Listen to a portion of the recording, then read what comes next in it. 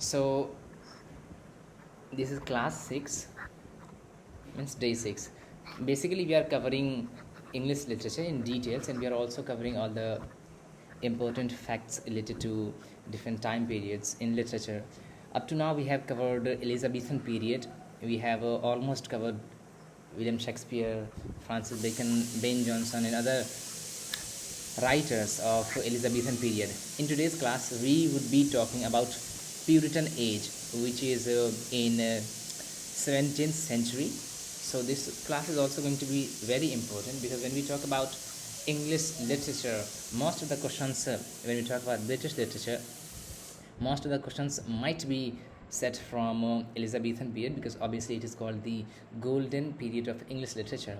And just after that we have a Puritan age, in which we have figures like John Donne, John Milton, John Bunyan, in these. So this age also becomes important, and it is also kind of a transition period. So in today's class we will be covering everything in detail about this period, which we call Puritan age.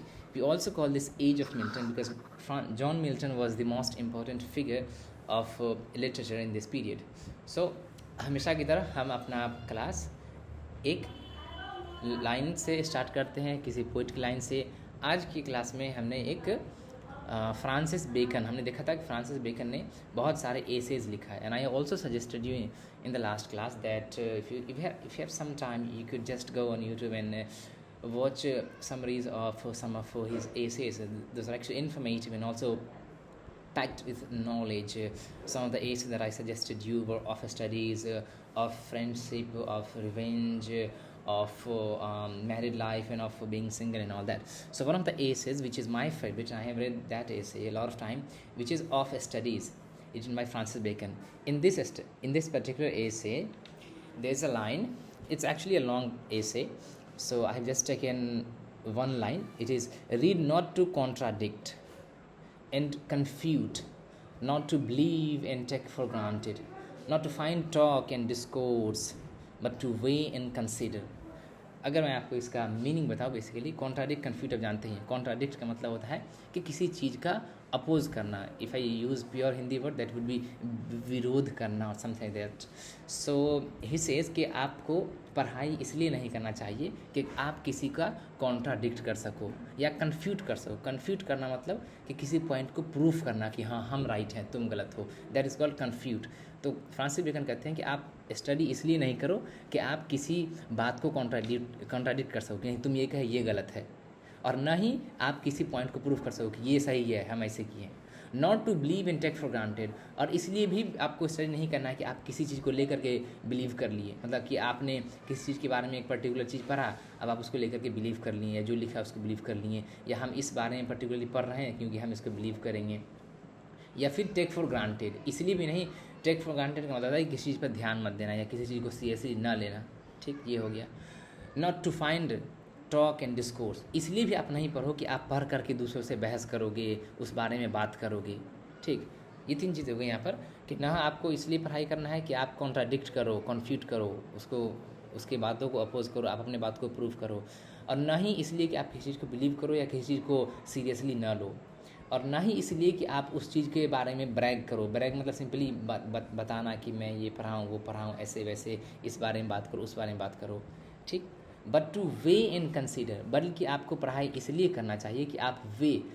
यहाँ पे वे का देखिए कि कोई भी word है तो उसका 2 मीनिंग होता है, एक लिटरल मीनिंग, एक फिगरेटिव मीनिंग. तो वे का लिटरल मीनिंग होता है वजन करना. ठीक, और फिगरेटिव मीनिंग इसका होता है बहुत सारा, कि किसी चीज़ को कंसीडर करना.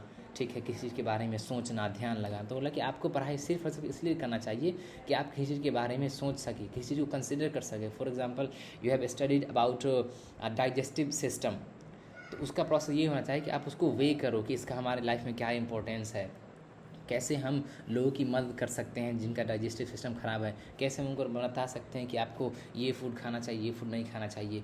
और कंसीडर कर सके कि हाँ इसका ये लाइफ में हमारा इंपॉर्टेंस है, हम दूसरों की हेल्प करेंगे, ये why have I studied something like this. So this is basically a line from of studies which is actually a good, which actually has embedded in itself good message कि हमें पढ़ाई क्यों करना चाहिए. The entire essay is actually a good one, and you can just go on internet and type of studies summary on YouTube, and you can watch how beautiful this particular essay is. Now moving on, इस as को Puritan as कहा जाता है, या इस as को as of Milton भी कहा जाता है. एज ऑफ मिल्टन क्यों कहेंगे? बहुत आसान है, सब जानते हैं, क्योंकि इसमें जो प्रोमिनेंट फिगर थे वो हमारे जॉन मिल्टन थे. जिस तरह एलिजाबेथन पीरियड को हम एज ऑफ शेक्सपियर भी कहते हैं, क्यों? क्योंकि William Shakespeare was the most important figure in literature. The same way, in Puritan age, we find John Milton being the most important figure in literature. अच्छा, Puritan as इसको क्यों कहा जाता है? प्यूरिटन, अब there's a word like pure, pure, pure शुद्ध, which is like without any adulteration. तो Puritan का मतलब कि purity of what? Purity of thought, purity of character, purity of morality. तो इस एज में लोगों के मोरालिटी को, लोगों के थॉट को, इन सब चीज़ों को प्यूरिफाई करने का एम किया गया. That particularly on moral and religious background, कि लोगों के कंडक्ट को, बिहेवियर को, उनके मोरल को प्यूरिफाई किया जाए. ठीक, जैसे फॉर एग्जांपल, बहुत बेसिक एग्जांपल है कि आपको wine is considered prohibited in many religions, so आपको वाइन कंज्यूम नहीं करना है. Extra marital relationship, you should not have that. abusing, swearing, raping, these things are considered to be impure, so you have to refrain from these things. ये हो गई. और कोई भी एक ऐसा चीज़ जिससे आपको प्लेजर हो, पर्टिकुलरली सेंसुअल प्लेजर हो, वैसी चीज़ों से आपको रिफ्रेन करना है, बचना है. इस एज में एक पर्टिकुलरली ये मैसेज दिया गया, and that's why this period is said to be Puritan age, क्योंकि इसमें प्यूरिटी की बात की जाएगी, शुद्धता की बात की जाएगी. ठीक, और उसी से हमारा लिटरेचर भी शेप्ड होगा. ठीक, चलिए पढ़ते हैं आगे. सेकेंड एंड ग्रेटर रेनेसांस, यानी इस पीरियड को, जैसे हमने देख लिया कि इससे पहले जो है रेनेसांस आया था. रेनेसांस की स्टार्ट किस कंट्री से हुई थी, बताइए आप. इटली से. इटली से, ठीक है. रेनेसांस की स्टार्ट जो है वो इटली से हुई थी.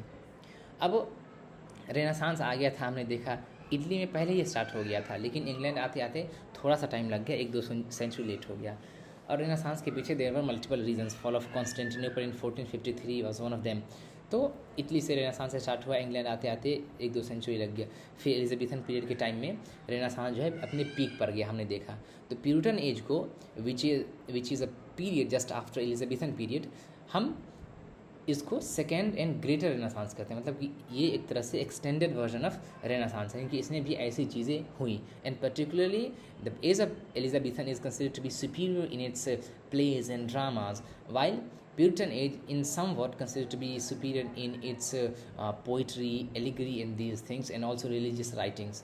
So Puritan age की ये कुछ कैरेक्टरिस्टिक्स है कि इसको हम सेकेंड एंड ग्रेटर रेनेसांस कहा गया. अच्छा, मैं कोशिश किया हूँ कि नोट्स को बहुत ज़्यादा स्कैटर बनाया जाए, मतलब कि पैराग्राफ को इंक्लूड ना किया जाए. That becomes little heavier to mind and you think that it's actually boring and tiresome to go through all the passages. So I've actually broken the passages into different points so that it becomes a little easier for you to understand and revise them whenever you want. Moving on, 2 chief objectives. अच्छा, इसमें अब हर एक period का जो है एक न एक ऑब्जेक्टिव होता है, चीफ ऑब्जेक्टिव. जैसे हमने एलिजाबेथन पीरियड में देखा, क्योंकि वहाँ पर ड्रामा को या प्ले को या स्टेज को जो है ये करना था, मतलब एक एपिटम पे ले जाना था, ऊपर ले जाना था, टॉप पर ले जाना था. उसी तरह इस एज में जो है जिस चीज़ पर ध्यान दिया गया वो पर्सनल राइशियसनेस, मतलब एक तरह से आप ये कहिए कि मोरालिटी, कैरेक्टर प्यूरिफिकेशन, ये सारी चीज़ें हो कि एज ए ह्यूमन एक आदमी उसका कैरेक्टर बढ़िया होगा, ये पर्सनल राइशियसनेस. और दूसरा क्या है, सिविल एंड रिलीजियस लिबर्टी, कि एज ए ह्यूमन बीइंग, ठीक है, as a religious entity you have liberty. I mean, you can do the things you want, you can have the ways of your life that you want. तो इसमें 2 चीज़ों को ध्यान रखा गया कि हम पर्सनल राइशियसनेस को, मतलब एज ए इंसान, as a human being we will be epitome of characters, good characters. हमारे कैरेक्टर्स अच्छे होंगे, हमारे बिहेवियर अच्छे होंगे. We will base our judgements and other things on morality and all that, will believe in philosophical things. So ऐसी चीज़ें कही. और दूसरा लिबर्टी की बात की गई, सिविल और रिलीजियस लिबर्टी की बात की गई. मतलब एक हमने देखा था किस तरह के विलियम टिंडेल को ट्रांसलेट करने के लिए, बाइबल ट्रांसलेट करने के लिए जो है उनको ब्रूसल्स में जिंदा जला दिया गया था. तो that was not actually religious freedom, liberty, तो वैसी चीज़ों से दूर जाएं हम, उस पर जो है ये मूवमेंट या ये पीरियड जो है बेस्ड था। ठीक है, मूवमेंट वॉज प्रोफाउंडली रिलीजियस। हमने स्टार्टिंग में ही देखा था कि प्यूटन का मतलब ही क्या होता है, तो ये मूवमेंट जो है यूजुअली प्रोफाउंडली रिलीजियस था। अब रिलीजियस लिबर्टी का मतलब यहाँ पर ये आता है कि डोगमाज, सुपरस्टिशंस, इन सब चीज़ों से दूरी, जो रिलीजियस रेस्ट्रिक्शंस हैं जिनको हमने बनाया है उनसे दूरी। Although the movement was profoundly religious, लेकिन रिलीजियस लिबर्टी होनी चाहिए। ऐसा नहीं कि हमारे ऊपर जो भी चीज़ थोप दिया गया अब उसी को हम फॉलो कर रहे हैं। So that was the motto कि हमें लिबर्टी चाहिए, रिलीजियस लिबर्टी चाहिए। ठीक है, अच्छा प्यूरिटन किसको कहा जाता है?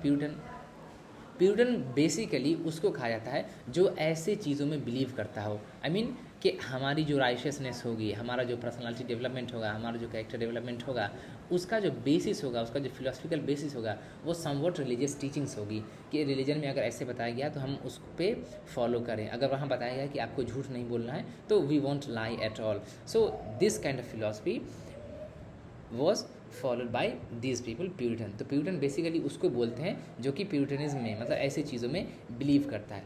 अच्छा, अब हम अभी जब आप क्रिटिसिज्म पढ़ोगे तो उसमें आया कि बहुत सारे क्रिटिक्स जो हैं वो कंसिडर करते हैं कि जो रिलीजियस बैकग्राउंड पे ये सारी चीज़ें की गई थी, या जो भी बेसिकली प्यूरिटन्स लोग थे वो नैरो माइंडेड थे, कि हर चीज़ में जो है रिलीजन को कर देते थे या रिलीजन के हिसाब से सारी चीज़ करते थे। तो उनको बहुत से क्रिटिक्स जो है नैरो माइंडेड बोलते हैं। ठीक है, या फिर उनको डोगमेटिस्ट बोलते हैं। डोगमेटिस्ट बेसिकली उनको बोलते हैं जो किसी एक पर्टिकुलर डोगमा पर अटका हुआ है। ठीक, डोगमा क्या कहते हैं? डोगमा ऐसी चीज़ें होती हैं, ऐसी सर्टेन बिलीफ्स होती हैं, ठीक है, जो इलॉजिकल या आर्बिट्रेरी हो, उनको डोगमा बोलते हैं। तो ये कैसे अराइज हुआ? देखिए, हर मूवमेंट में ज़रूरी नहीं है कि सबका सब अच्छा ही एलिमेंट हो। अगर 90% ऑफ चीज़ें अच्छी हैं तो उसमें 5 से 10% चीज़ें ऐसी होती है, या 5 से 10% फॉलोअर्स या लोग ऐसे होते हैं जो उस मूवमेंट को या उस चीज़ को एक्सट्रीम पर ले जाते हैं, और फिर हमारा डेफिनेशन जो है उसी से क्रिएट हो जाता है कि हम उनको ब्लेम करने लगते हैं उन पर देख करके, 10% लोगों को देख करके। 90% में हमारा ध्यान नहीं होता है, 10% पे ध्यान होता है कि तुम ऐसे हो, और फिर हम पूरे कम्युनिटी को या पूरे उस डायस्पोरा को उसका एक जनरलाइजेशन देते हैं, जिसे हम कहते हैं कि तुम सारे के सारे ऐसे ही हो। The same thing happen with Putin, कि प्यूटन यूजुअली थे, आपने देखा कि वहाँ वो सिविल और रिलीजियस लिबर्टी की बात कर रहे हैं, वो राइशियसनेस की बात कर रहे हैं, लेकिन वहीं पे कुछ ऐसे भी थे एक्सट्रीम्स जिसकी वजह से इनका गलत पिक्चर जो है पेंट किया जाता है। और अभी भी even in new criticism, in modern criticism, if you go through you find some of the critical diatribe against them. ठीक है, अच्छा, रेस्ट्रिक्शन ऑफ इमोरलिटी था कि आप इमोरल चीज़ें नहीं करोगे, जो भी इमोरल चीज़ें कंसिडर की गई है, ठीक है, उस पर रेस्ट्रिक्शंस था। You know what things are considered to be immoral. ठीक है, अच्छा, अब इसमें क्या है कि लिटरेचर की जब बात की जाती है तो एज ऑफ कन्फ्यूजन, ठीक है, due to breaking up of old ideals. अब ये होता क्या है कि जब भी नए चेंजेस आते हैं तो वहाँ पर बहुत ज़्यादा आउट क्राई होता है, बहुत ज़्यादा कन्फ्यूजन है, बहुत ज़्यादा ऐसी ऐसी चीज़ें हैं, अप्स एंड डाउन्स हैं। तो सेम चीज़ यहाँ पर हुआ कि यहाँ पर बहुत सारी ओल्ड आइडियल्स थे उनको ब्रेकअप किया गया, उनको तोड़ा गया। ठीक है, और इस वजह से क्या हुआ, यहाँ पर बहुत ज़्यादा कन्फ्यूजन क्रिएट हुआ। ठीक, और ऑब्वियस बात है कि जो भी चेंज होता है वो इतना नॉर्मल नहीं होता है, इतना स्मूथ नहीं होता है। वहाँ पर transition is actually considered to be turmoil, कि वहाँ पर बहुत ज़्यादा ऊपर नीचे उथल पुथल ऐसी सारी चीज़ें हो गई। तो चूँकि इस पीरियड में जो है जो ओल्ड आइडियल्स थे, पुराने आइडियल्स, ठीक है, जैसे रिस्ट्रिक्शंस थे, रिलीजियस रिस्ट्रिक्शंस थे, इनटॉलरेशन थे, इन सब चीज़ों को हम ब्रेक किए, और इस वजह से यहाँ पर लिटरेचर में भी जो है बहुत ज़्यादा क्या था, कन्फ्यूजन था। इट लैक स्टेबिलिटी, ऑब्वियस बात है कि चेंज जब होगा तो वहाँ पर स्टेबिलिटी की कमी होगी, ये सारी बात हो गई। ठीक है, अच्छा, और ये लोग इंटेलेक्चुअल स्पिरिट थे, मतलब कि अवे फ्रॉम रोमांटिक विम्स।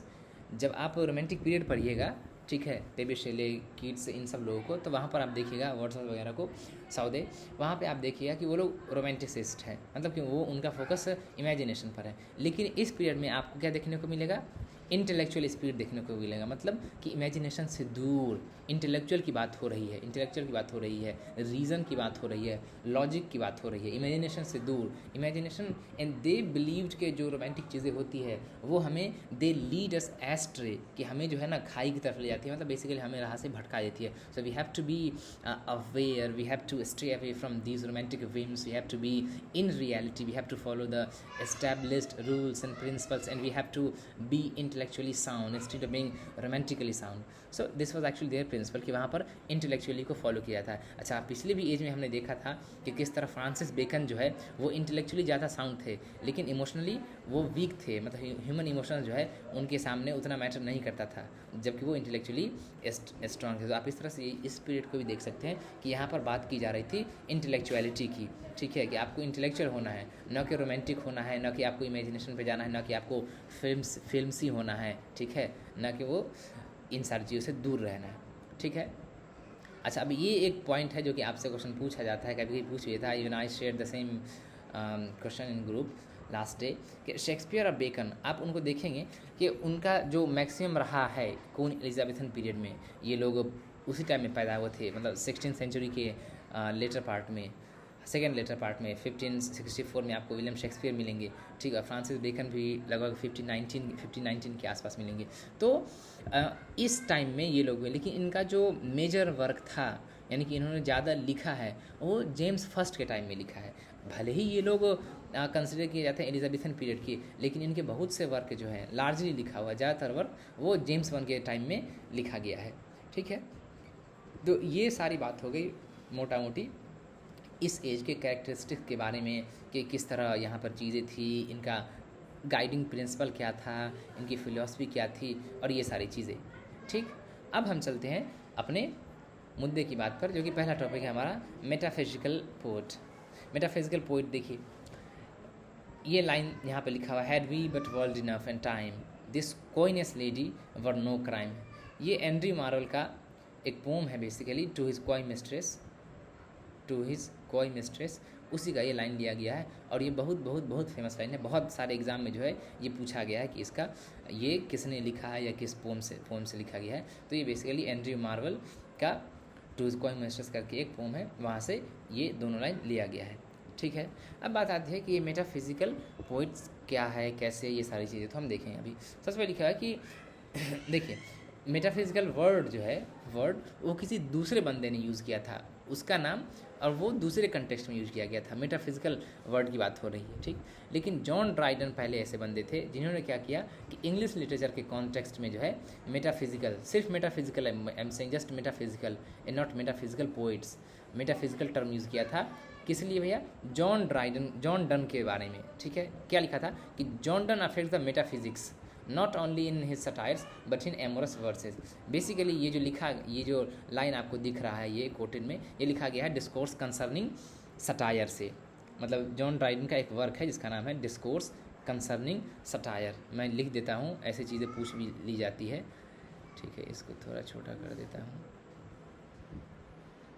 ना जॉन डन का एक वर्क था डिस्कोर्स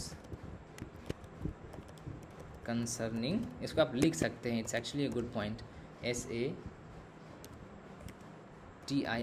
ये वर्क था इनका. ठीक है, ये वर्क था जॉन ड्राइडन का. ठीक है, ये वर्क था किनका? जॉन ड्राइडन का. लेट मी जस्ट, ये वर्क था इनका जॉन ड्राइडन का. नाम था इसका डिस्कोर्स कंसर्निंग सटायर, जिसमें ये लाइन आया है कि Donne affects the metaphysics not only in his satires but in amorous verses. ठीक, amorous related to love, Donne के बारे में ये लिखा था. तो आप यहाँ पर देख सकते हैं, आपको मिलेगा ये मेटाफिजिक्स. तो अगर क्वेश्चन ये पूछा who was the first to use the term metaphysics या मेटाफिजिकल, या मेटाफिजिक्स ही पूछेगा, मेटाफिजिकल नहीं पूछ सकता है, मेटाफिजिकल अकेले नहीं पूछ सकता है, मेटाफिजिक्स, तब आपको जॉन ड्राइडन मारना है. ठीक है, किस वर्क में? डिस्कोर्स कंसर्निंग सटायर में. और लाइन ये था, और किसके बारे में? जॉन डन के बारे में. एक क्वेश्चन है, एक पॉइंट है, जैसे 3-4 टाइप के क्वेश्चन बन सकते हैं. And I have told you all the possible ways of questions. अगला आता है नाम डॉक्टर सैमुअल जॉनसन का. ठीक है, सैमुअल जॉनसन आपने सुना ही नाम होगा, प्रोस में एक अच्छा नाम है, बड़ा नाम है डॉक्टर सैमुअल जॉनसन का. उनका एक वर्क है लाइव्स. देखिए, सैमुअल जॉनसन को जो है, डॉक्टर सैमुअल जॉनसन को 3 चीज़ के लिए जाना जाता है. सबसे पहला चीज़ ये जाना जाता है कि एक बंदा था जिसका नाम था जेम्स बॉसवेल. उन्होंने डॉक्टर सैमुअल जॉनसन का बायोग्राफी लिखा है. तो डॉक्टर सैमुअल जॉनसन की लाइफ इतनी ज़्यादा इंटरेस्टिंग थी और इतनी ज़्यादा इंस्पायरिंग थी कि उसकी वजह से इनका वर्क नहीं बल्कि इन पर लिखी गई वर्क को बहुत ज़्यादा वैल्यू दिया जाता है कि ये बहुत ज़्यादा इंस्पायरिंग वर्क है. ठीक, तो डॉक्टर सैमुअल जॉनसन को इसलिए जाना जाता है. ठीक है, लाइफ ऑफ जॉनसन ऐसे करके है, और जिसे जेम्स बॉसवेल ने लगभग 10 सालों में लिखा है। पहला काम हो गया। दूसरा इनको जाना जाता है डिक्शनरी लिखने के लिए, ठीक है, दूसरा काम इनको डिक्शनरी लिखने के लिए जाता है। और तीसरा इनको जाना जाता है लाइव्स के लिए। लाइव्स बेसिकली इसका पूरा नाम था lives of the most eminent English poets, मतलब जो इंग्लैंड के अलग अलग पोइट्स थे उनके लाइफ के बारे में छोटा छोटा इसमें पॉइंट लिखा गया है, ऐसे लिखा गया, इस टाइप का चीज़ पैराग्राफ डिस्क्रिप्शन लिखा गया है, और इसको शॉर्ट में सीधे बोलते हैं लाइव्स। तो मैंने पूरे को बोल्ड कर दिया है, ठीक, और यहाँ पर इसको सिर्फ रेड कर दिया ताकि आप दोनों याद रख सकते हो। ये पूरा टाइटल है lives of the most eminent English poets, और सीधे उसको हम लाइव्स भी बोलते हैं, ठीक। अब ध्यान आपको देना है, यहाँ पर कन्फ्यूजन क्रिएट कर सकता है, क्वेश्चन फंसा सकता है। कैसे? एक लाइव्स है प्लूटार्क का, आपने देखा था ऊपर, अभी मैं क्वेश्चन नहीं पूछ चुका हूँ, प्लूटार्क का लाइव्स है, ठीक, जिसमें डिफरेंट टाइम पीरियड के राइटर के बारे में, पोइट के बारे में लिखा गया है, और उसे लिखा है प्लूटार्क ने, ठीक है। प्लूटार्क इंग्लिश नहीं थे, मतलब इंग्लैंड के नहीं थे, और उसको ट्रांसलेट किया है इंग्लिश में किसने? थॉमस नॉर्थ ने। और उस लाइव्स में से विलियम शेक्सपियर ने बहुत सारे अपने हिस्ट्रिकल प्ले का मटेरियल उठाया है। इतनी बात क्लियर हो गई। अगला है कि एक डॉक्टर सैमुअल जॉनसन ने इंग्लिश में इंग्लैंड के पोइट का, है ना, इंग्लिश पोइट है, इंग्लैंड के पोइट का लाइव्स लिखा है, जिसका पूरा नाम है lives of the most eminent English poets, या जिसको शॉर्ट्स में लाइव्स ही बोलते हैं। आपको पूरा नहीं मिलेगा, बहुत रेयरली पूरा मिलेगा, सीधे लाइव्स ही वो लोग लिख करके छोड़ देते हैं। तो ये डॉक्टर सैमुअल जॉनसन का है, दिस इज द डिस्टिंक्शन। तो उसमें एक चैप्टर है प्रीफेस टू अब्राहम काउली, यानी कि अब्राहम काउली के बारे में जहाँ पर लिखा गया है, ठीक, उसमें एक लाइन आता है, ये लाइन आता है, आपको यहाँ दिखेगा ये लाइन, कि at the beginning of the 17th century there appeared race of writers, यहाँ पर शायद अपीयर होना चाहिए, I think it's actually incorrect, यहाँ पर अपीयर होगा, race of writers that may be termed as metaphysical poets. अब देखिए यहाँ पर इन्होंने क्लियर डिस्टिंक्शन दे दिया, ठीक है, मेटाफिजिकल पोइट्स करके पुकार दिए। यहाँ पे इन्होंने सिर्फ मेटाफिजिक्स वर्ड को यूज़ करके डन को कहा था, ठीक है, और मेटाफिजिकल पोइट्स ये डॉक्टर सैमुअल जॉनसन ने अपने लाइव्स के अब्राहम काउली वाले चैप्टर में कहा है, ये लाइन, ये चीज़ें हो गई, ठीक है।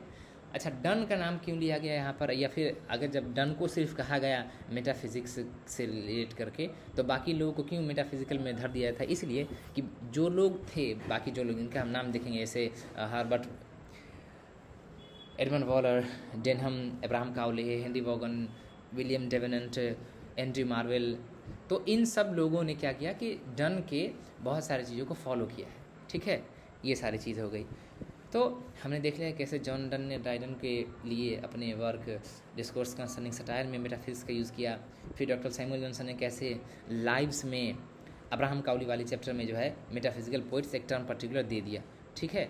तो यहाँ से ये सारी बात हो गई, ठीक है, ये बात यहाँ पे भी लिखी हुई है। अब ये देखिए यहाँ पे वर्क लिखा हुआ, सॉरी मैं देखा ही नहीं, discourse concerning satire, I have already mentioned it, मुझे लगा मैं नहीं मेंशन किया। अब इसमें कौन कौन से बंदे आते हैं आपको? ये जॉन डन मिलेंगे, ठीक है, हार्बर्ट मिलेंगे, एडमंड वॉलर मिलेंगे, ठीक है, विलियम डेनहम मिलेंगे, अब्राहम काउली मिलेंगे, ठीक है, हेनरी वॉगन मिलेंगे, विलियम डेवरेंट मिलेंगे, एंड्रयू मार्वल मिलेंगे, एंड रिचर्ड क्रैशो मिलेंगे। तो इन लोगों को, ठीक है, मेटाफिजिकल पोइट्स कहा जाता है, ठीक। अच्छा, मेटाफिजिकल पोइट क्यों कहा जाता है वो हम आगे देखेंगे, ठीक है। आगे आइए। Dryden said done must be a great poet but he is not a good writer.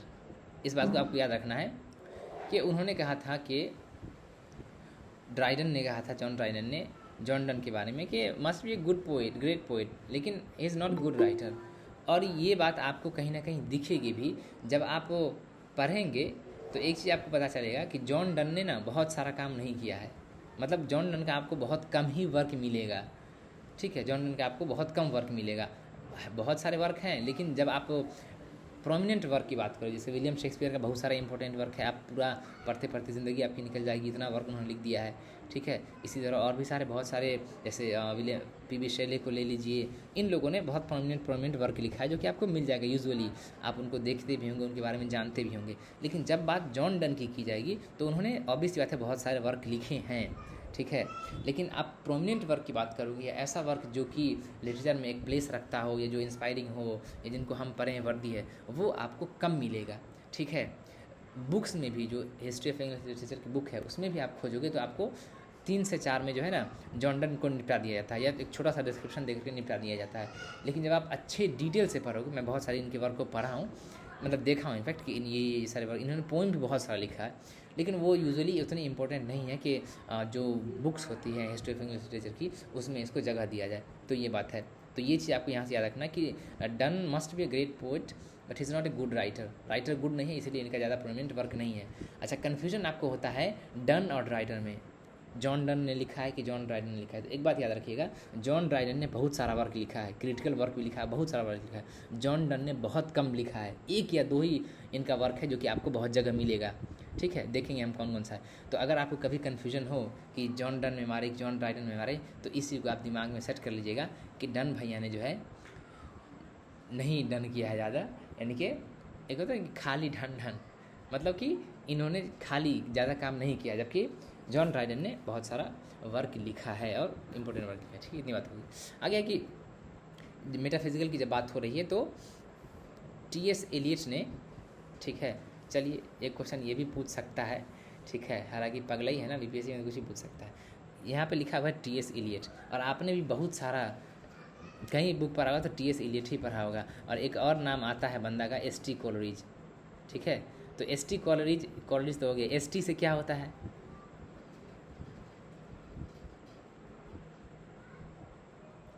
ST. से क्या होता है बताइए। कॉलेज तो कॉलेज हो गया, वो का सरनेम हो गया। एस.टी. से क्या होता है? Samuel Tyler. सैमुअल टेलर, शाबाश। और टी.एस. से फिर क्या होगा? इसी तरह टी.एस. एलियट में टी.एस. से क्या होगा? Thomas Stern Eliot. Thomas Stearns Eliot. अच्छा, एक और नाम आता है आपको, जॉर्ज इलियट। जॉर्ज इलियट का जो जॉर्ज इलियट है वो पेन नेम है, उनका असली नाम क्या है जॉर्ज इलियट का?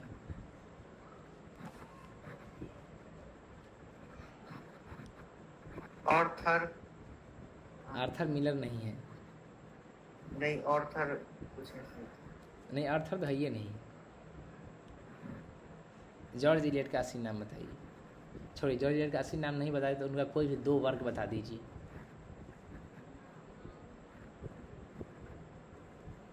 देखिए, जॉर्ज इलियट का जो असली नाम है वो एक्चुअली एक फीमेल राइटर थी।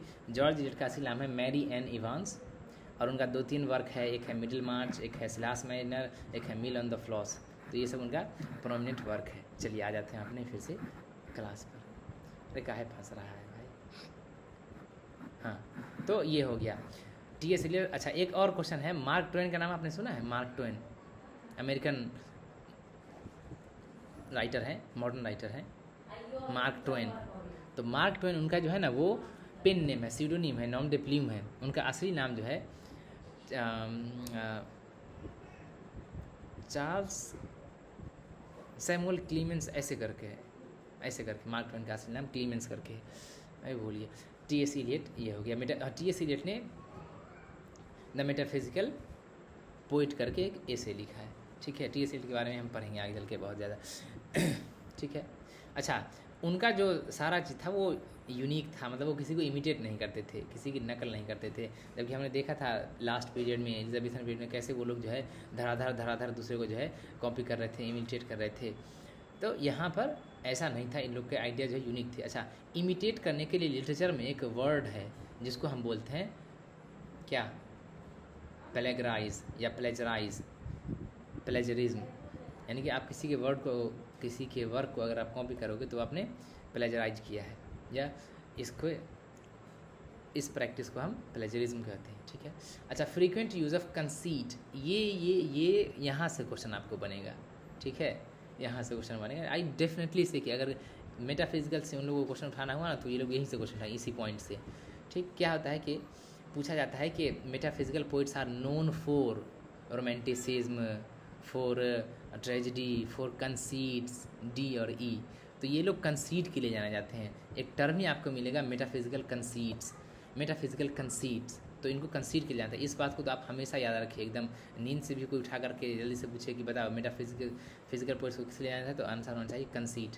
कंसीट क्या होता है उसके बारे में देख लेते हैं। लिखा है, a conceit is a fanciful metaphor, ठीक है, स्पेशली हाईली इलेबोरेट और extended metaphor in which an unlikely far fetched और स्ट्रेन कंपेरिजन। ठीक, देखिए हाँ, आपको बेसिकली बताते हैं।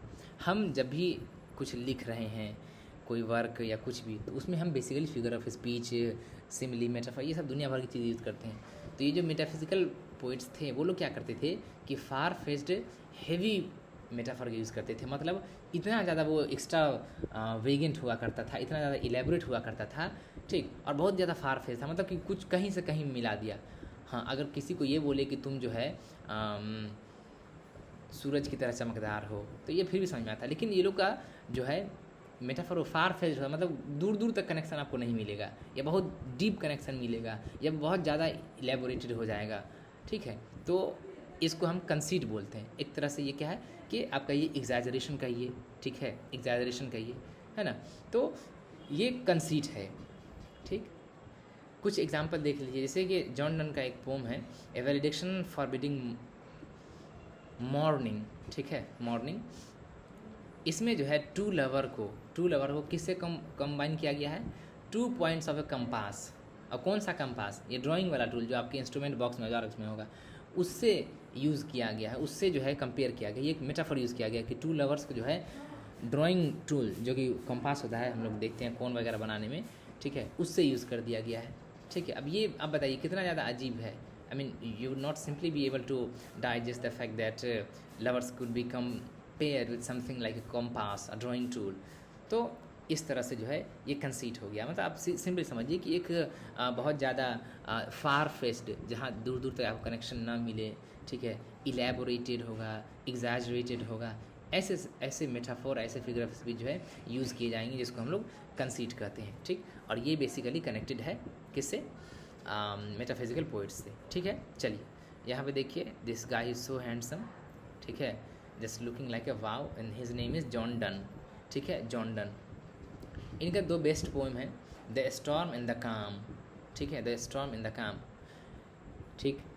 और इन्होंने एक रोमांस लिखा है। रोमांस मतलब basically work of imagination, the progress of soul. Basically ये एक ट्रांसमाइग्रेशन की बात है, मतलब कि कैसे आदमी मर जाता है उसके बाद क्या होता है, तो वो उसके बारे में लिखा हुआ है, द प्रोग्रेस ऑफ सोल। और इनका एक इंपॉर्टेंट वर्क है स्यूडो मार्टर, ठीक है, स्यूडो मार्टर। स्यूडो आप लोग समझ रहे होंगे, मार्टर समझ रहे होंगे, ठीक है। और ये बेसिकली है क्या, a polemic prose seeking allegiance to James one.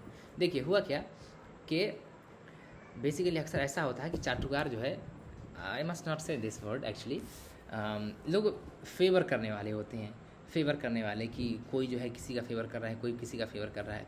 तो इसी तरह जॉन डन जो है वो किंग जेम्स वन का फेवर किया करते थे, मतलब उनकी चीज़ों को, उनकी पॉलिसी को, दूसरी चीज़ों को जो है उनको फेवर किया कि हाँ बहुत बढ़िया, शाबाश, वाह वाह जेम्स जी वाह, इस तरह से। तो उन्होंने ही, जॉन डन ने ही एक किताब लिखा स्यूडो मार्टर। क्यों, ये पोलेमिकल प्रोज था। पोलेमिक क्या होता है भैया, पोलेमिक हम उस किसी भी राइटिंग को कहते हैं जिसमें आप कोई पॉइंट क्रिटिसाइज कर रहे हो या किसी पॉइंट को आप प्रूफ कर रहे हो। जैसे फॉर एग्जांपल कि अभी अगर कोई आदमी लिखे कि नहीं, जो बॉटल वाला पानी होता है वो इंसान को नहीं पीना चाहिए, वो ख़राब है, उसके बजाय आपको जो है हैंडपम्प का पानी पीना चाहिए या नेचुरल पानी पीना चाहिए, तो ये इसको हम पोलेमिक कह सकते हैं। क्यों, क्योंकि हम इसमें किसी चीज़ को क्रिटिसाइज़ कर रहे हैं, कोई पॉइंट एस्टैब्लिश करने की बात करें। तो उसी तरह स्यूडो मार्टर जो है एक पोलेमिक प्रोज है, ठीक है।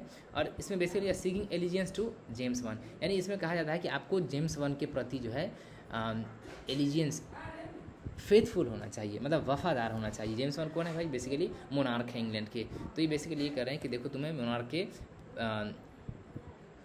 प्रति या तुम्हें मोनार्क के लिए फेथफुल होना चाहिए, ठीक है, लॉयल होना चाहिए। तो ये बेसिकली स्यूडो मार्टर का यही थीम है, ठीक है। बेन जॉनसन ने कहा था कि the first poet of the world in something, कि बहुत सारे मामलों में जो है ये जॉन डन दुनिया के पहले पोइट है। अब किस मामले में, वो तो जॉनसन ही भैया जाने, ठीक। तो ये बेन जॉनसन ने इनके बारे में ऐसा कहा था, ठीक है। इनका एक एलजेक पोम है, to his mistress going to bed, ठीक है। अच्छा, जो ज़्यादा इम्पोर्टेंट वर्क था, ठीक है, उसको हम बोल्ड कर दिए हैं, इस तरह से आप देख रहे होंगे, ठीक है।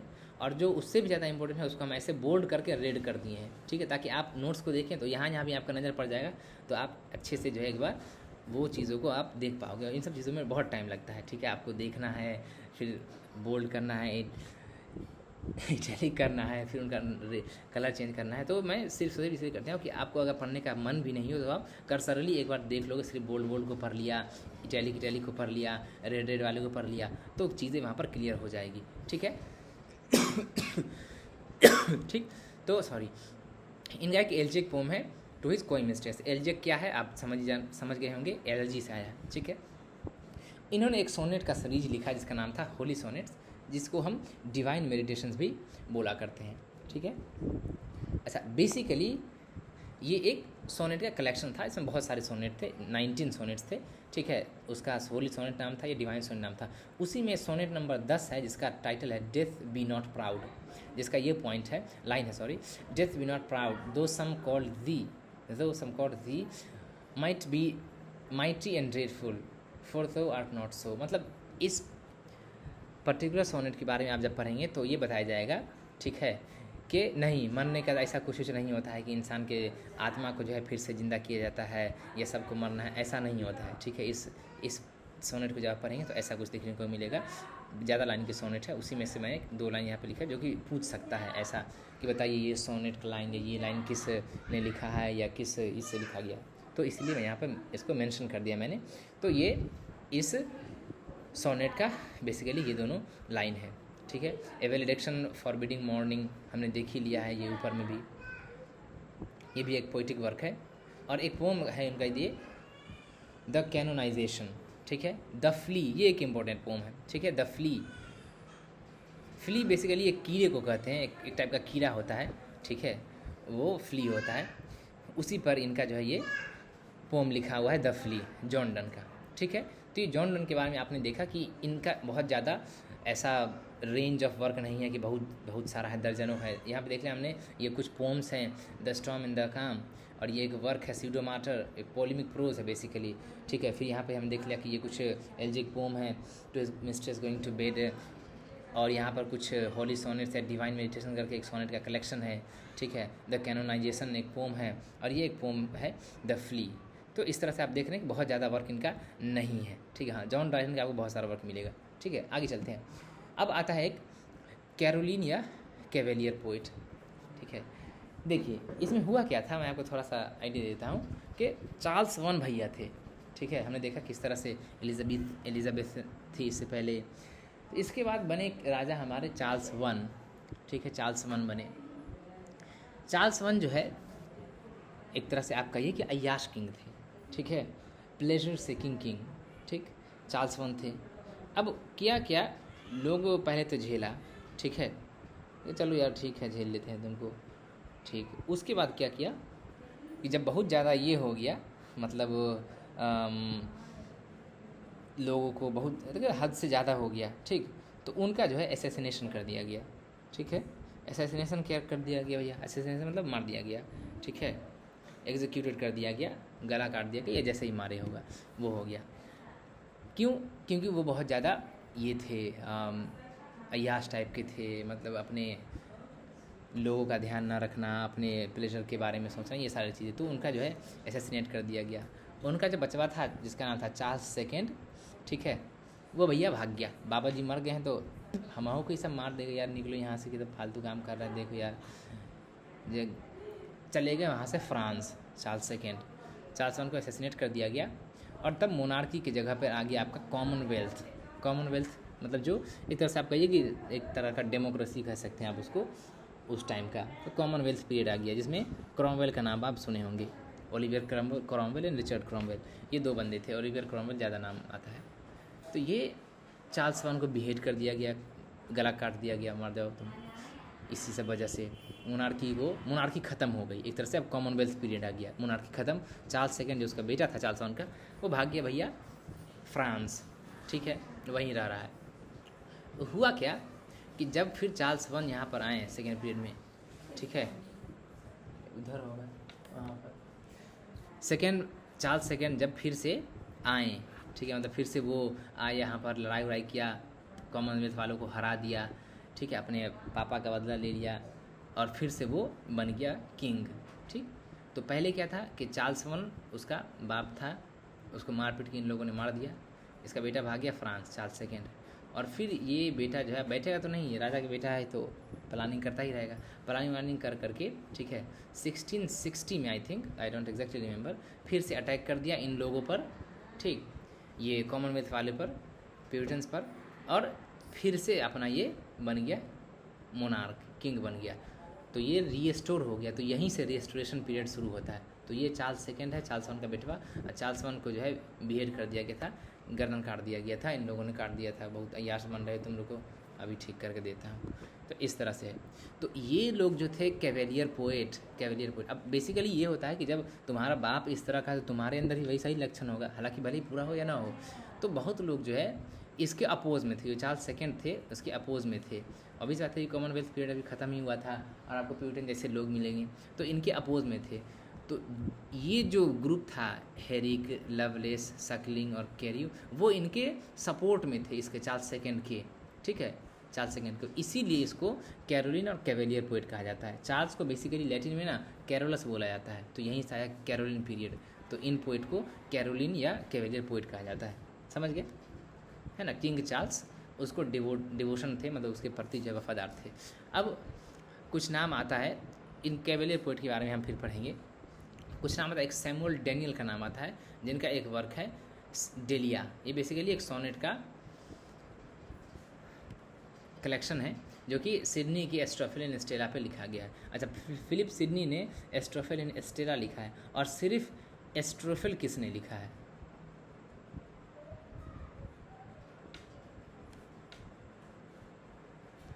सिडनी का वर्क है एस्ट्रोफेल इन स्टेला, तो सिर्फ एस्ट्रोफेल किसने लिखा है?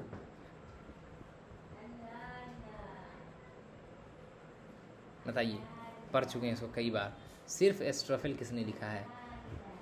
Who has written Astrophel only? Spenser ने लिखा है, ठीक है। और एक वर्क है जो कि बहुत इंपॉर्टेंट है, वो है एब्सैलोम एंड एचिटोफेल। एब्सैलोम, ABSALM एंड एचिटोफेल, वो किसने लिखा है?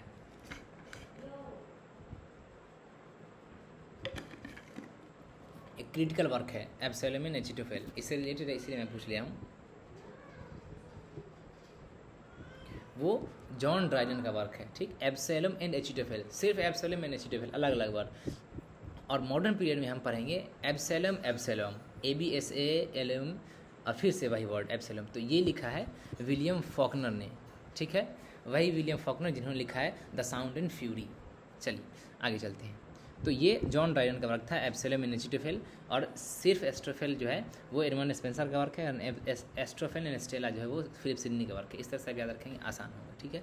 अब एक और ग्रुप आता है स्पेंसरियन पोएट करके, मतलब बेसिकली जिनके जो मॉडल थे, लीडर, वो स्पेंसर थे। इनमें दो नाम आता है, गाइल्स फ्लेचर और जॉर्ज वाइटर का। उनका दो वर्क भी हम लिख दिए यहाँ पर, क्राइस्ट विक्ट्री एंड ट्रायम्फ। और जॉर्ज वाइटर का है ये hymns and songs of the church. ये बेसिकली पहला हिम बुक था। हिम मतलब, अच्छा, इसको हिम पढ़ते हैं, हाइम नहीं। मैं एक टीचर का मैं वीडियो देख रहा था, ठीक है, तो वो भी BPSC तैयारी के लिए इंग्लिश लिटरेचर पढ़ा रहे थे, वो इसको हाइम पढ़ रहे थे, विच इज़ एक्चुअली इनकरेक्ट। इसको हाइम नहीं, हिम पढ़ते हैं। एक लिटरेचर के टीचर होकर के आपको इतना बेसिक चीज़ नहीं आएगा, तो इट्स एक्चुअली नॉट एक्सेप्टेबल। इसे हिम पढ़ते हैं, ठीक। आइए, अब्राहम काउले, ठीक है, अब्राहम काउले, इनका एक वर्क है पिंडारिक ओड्स, ठीक है। बेसिकली ये ओड का कलेक्शन है। पिंडारिक, देखिए, पिंडार एक राइटर थे जिन्होंने ओड को शुरुआत किया था, तो उसके मॉडल पे लिखे गए जितने भी ओड हैं उनको हम पिंडारिक ओड कहते हैं। पिंडारिक ओड से क्वेश्चन आता है, ठीक है। इसके 3 पार्ट होते हैं, एक इपोड होता है, एक एस्ट्रोफी, एक एनेस्ट्रोफी। तो ये पिंडारिक ओड के बारे में ये एकदम जरूर आपको याद रखना है कि पिंडारिक ओड के 3 पार्ट होते हैं, एक इपोड, एक एस्ट्रोफी और एक एनेस्ट्रोफी। आगे उसके बारे में हम फिर से पढ़ेंगे, अभी याद आ गया तो बता दिए। जॉर्ज हर्बर्ट, ठीक है, इनका एक वर्क है द टेम्पल, ठीक है, द टेम्पल। और इसमें कोई 50 शॉर्ट पोम्स लिखे हुए हैं, ठीक है। अच्छा, इसी टेम्पल में ही एक वर्क है, एक पोम है बेसिकली, जिसका नाम है द पिलग्रिमेज। ये क्यों इम्पोर्टेंट होता है? क्योंकि कहा जाता है कि जॉर्ज हर्बर्ट का जो ये कलेक्शन था द टेम्पल, और उसका जो ये पोम था the pilgrimage,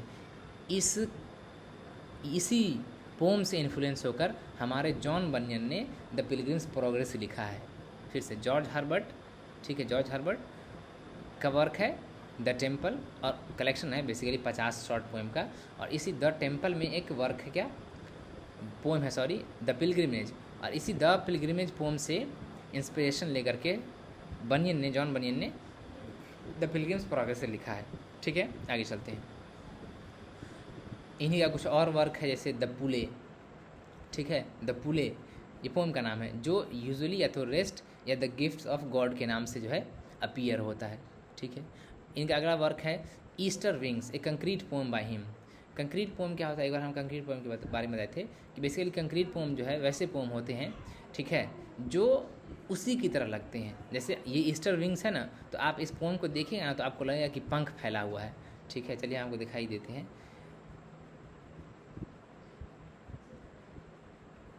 Easter wings, EASTER, Easter wings, जब आप देखिएगा तो ये आपको लगेगा कि एक तरह से ये कौन है भैया, अभी एडमिट, जैसे यहाँ देखिए आप, ये रहा कंक्रीट फोम, दिख रहा है आपको, ये लग रहा है ना विंग है, यानी कि इधर पर है और इधर पर है, ये आपको विंग लग रहा है। ठीक है, इसी तरह एक और है वर्जीनिया वुल्फ या किसका है, वो है द रैट्स टेल करके पोम है एक, वो भी एक कंक्रीट पोम है।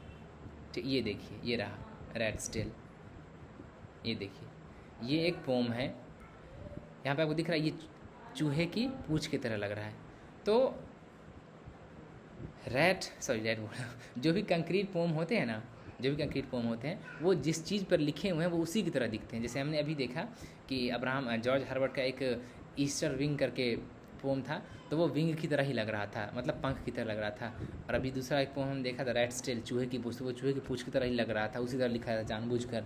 तो इसको हम कंक्रीट पोम या फिर शेप पोम भी कहते हैं। ठीक है, ये सारी बात हो गई। आगे है कि अब कैवेलियर पोइट के बारे में, जिनको हमने यहाँ पर अभी देखा था कि बेसिकली ये लोग जो है किंग चार्ल्स के प्रति वफादार थे, लॉयल थे। ठीक, इसमें नाम कुछ आता है, आप देख रहे हैं यहाँ पर हेरिक, लवलेस, सकलिंग, यहाँ पर एस कैपिटल होगा इनफैक्ट, और कैरी, इसको कैरी पढ़ते हैं, कैरी, यहाँ पर मैं लिखते हैं कैरी। ठीक है, कैरी नहीं, कैरी, हेरिक, लवलेस, सकलिंग और कैरी।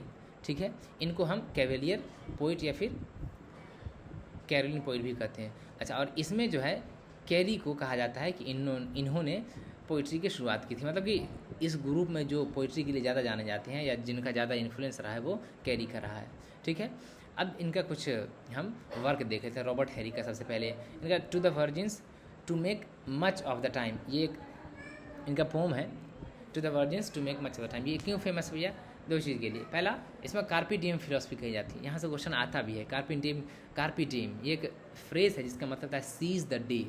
सीज द डे का मतलब कि आपकी ज़िंदगी मिली है अभी जो है उसी में मज़ा कर लीजिए। ठीक है, दोबारा ना ये जवानी रहेगी ना आपके पास समय रहेगा, आप मर जाइएगा। तो जो भी आपके पास डे है, अभी दिन है, उसी में मज़े कर लीजिए। ठीक है, मज़े का मतलब यही नहीं कि आप फालतू का काम करें, मूवीज़ देखें, ये करें बकवास, ये नहीं है, मतलब कि उसका आपको ज़्यादा से ज़्यादा यूज़ करना है। ठीक है, सीज द डे इसी को बोलते हैं कि जो भी आपके पास टाइम है उसका आप यूज़ करिए।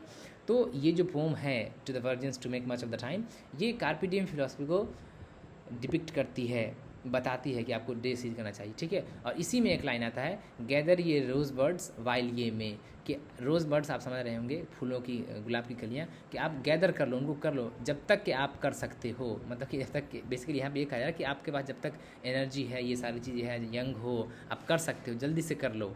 ठीक है, फिर बाद में ये टाइम रहे या ना रहे। यही एक इंडियन ही पोइट थे उर्दू के, उन्होंने कहा था कि सैर कर दुनिया की गाफिल, जिंदगानी फिर कहाँ, और जिंदगानी गर रही तो ये जवानी फिर कहाँ, कि दुनिया की सैर करो। ठीक है, जिंदगानी नहीं रहेगी, और अगर जिंदगानी रही भी तो ये जवानी थोड़ी ना फिर रहेगी।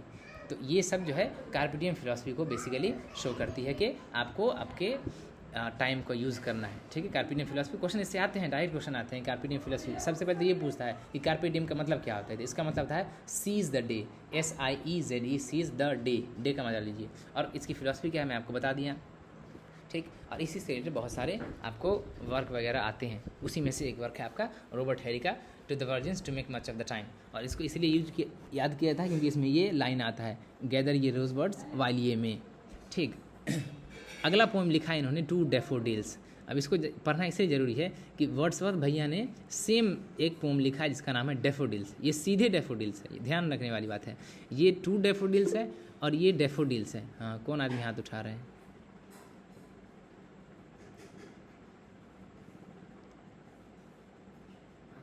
ऐसे ही हो गया था, ऐसे हो गया था ना। मोबाइल चलिए, गिर गया था। अरे अरे अरे, सो जाते हैं क्या आप? चलिए, तो ये हमने देखा कि कार्पे डिएम की फिलॉसफी क्या होती है, ठीक। और ये 2 डेफोडिल्स करके रॉबर्ट हैरिक का पोम है और सीधे डेफोडिल्स विलियम वर्ड्सवर्थ का पोम है। और इनका जो पोम है 2 डेफोडिल्स विलियम वर्ड्सवर्थ, उसका ओपनिंग लाइन है I wandered lonely as a cloud. Intermediate में आपने इसको जरूर पढ़ा होगा।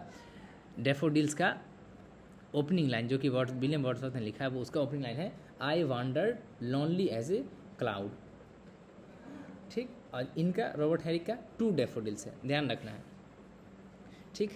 अच्छा, उन्होंने मास्क भी लिखा है, मास्क लिखा है रॉबर्ट हैरिक ने। ये है आपका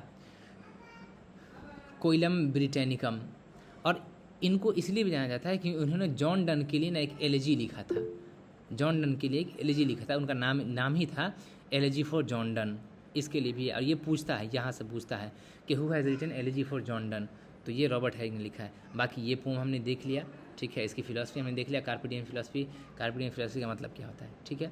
चलिए, क्रैशो का कुछ वर्क है, steps to the temple, carmen deo nostro, the flaming heart. अच्छा, ये सारा जो वर्क है ना, आपको वो एक जगह नहीं मिलेगा। हम 2-3 किताबों को पढ़ करके कुछ वर्क यहाँ से उठाया, कुछ वर्क यहाँ से उठाया, कुछ वर्क यहाँ से उठाया, फिर कुछ जो है वेबसाइट से उठाया, तब जा कर के ऐसा हो पाता है। तो आपको किसी भी किताब में, 1 किताब में, 2 किताब में हर वर्क नहीं मिलेगा। उसमें जो 1 को 2 को दिया, छोड़ दिया, मेजर वाले को दिया, माइनर वाले को छोड़ दिया। तो ये ज़रूरी होता है कि आप इन सब चीज़ों को ध्यान में रखें, और कुछ भी पूछा जा सकता है। That's why it's important that we consider all of the work. अगला नाम आता है, क्या टुनटुना ही चल रहा है? Got any problem you can simply से। हाँ, बोलिए ना, क्या है राजेश कुमार जी? थोड़ा मास्क को डिफाइन कीजिए। मास्क को डिफाइन करिए, ठीक। देखिए, मास्क क्या होता है, इससे पहले भी क्लास में हम बता दिए थे, फिर ये बताए थे, पता नहीं था फंस क्यों रहा है। मास्क आता है आपका MASQUE, इस तरह से हम लिखते हैं, ठीक।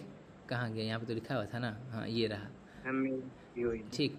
ये बेसिकली एक डिफरेंट वर्जन है मास्क का। मतलब जो सिंपल वाला वर्ड होता है ना आपका MASK, मास्क, ठीक है, वो होता है। अब मास्क मतलब होता क्या है, ठीक है। देखिए, जिस तरह से आप देखते हैं कि थिएटर है, ठीक है।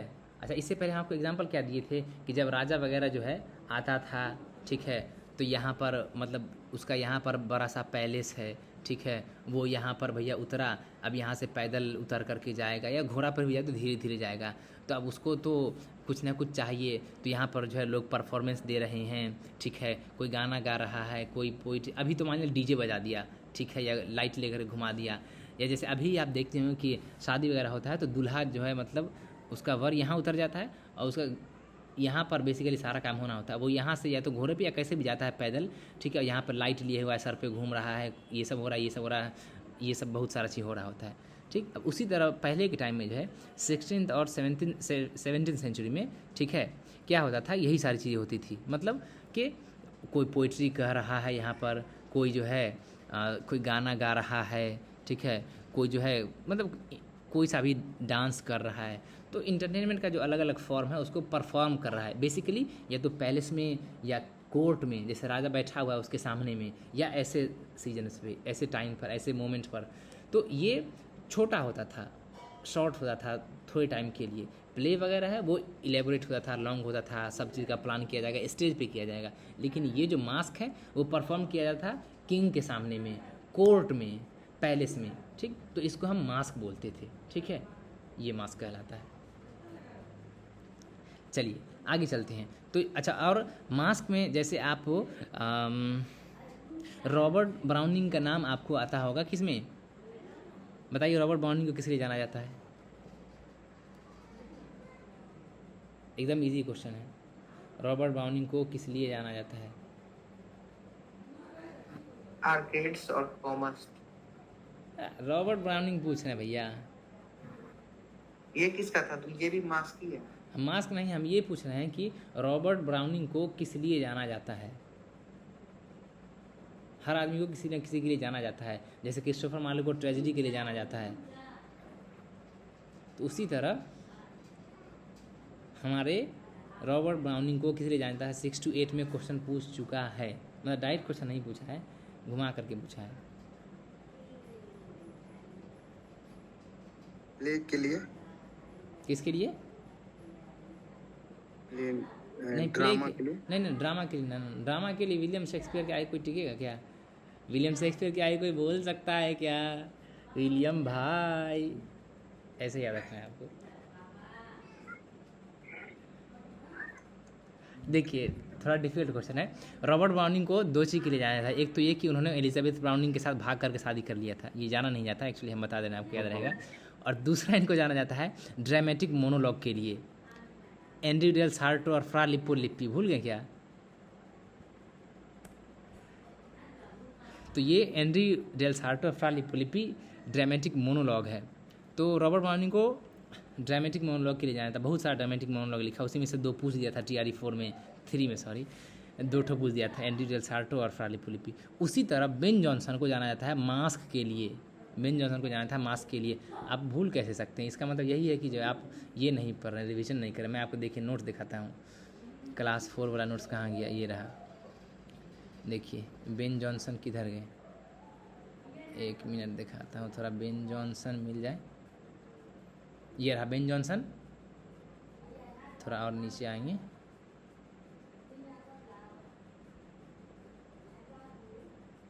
अरे कहाँ चला गया, रुक जाइए मैं दिखाता हूँ आपको, दिखा दूंगा तो इनफैक्ट याद रहेगा ना आगे भी।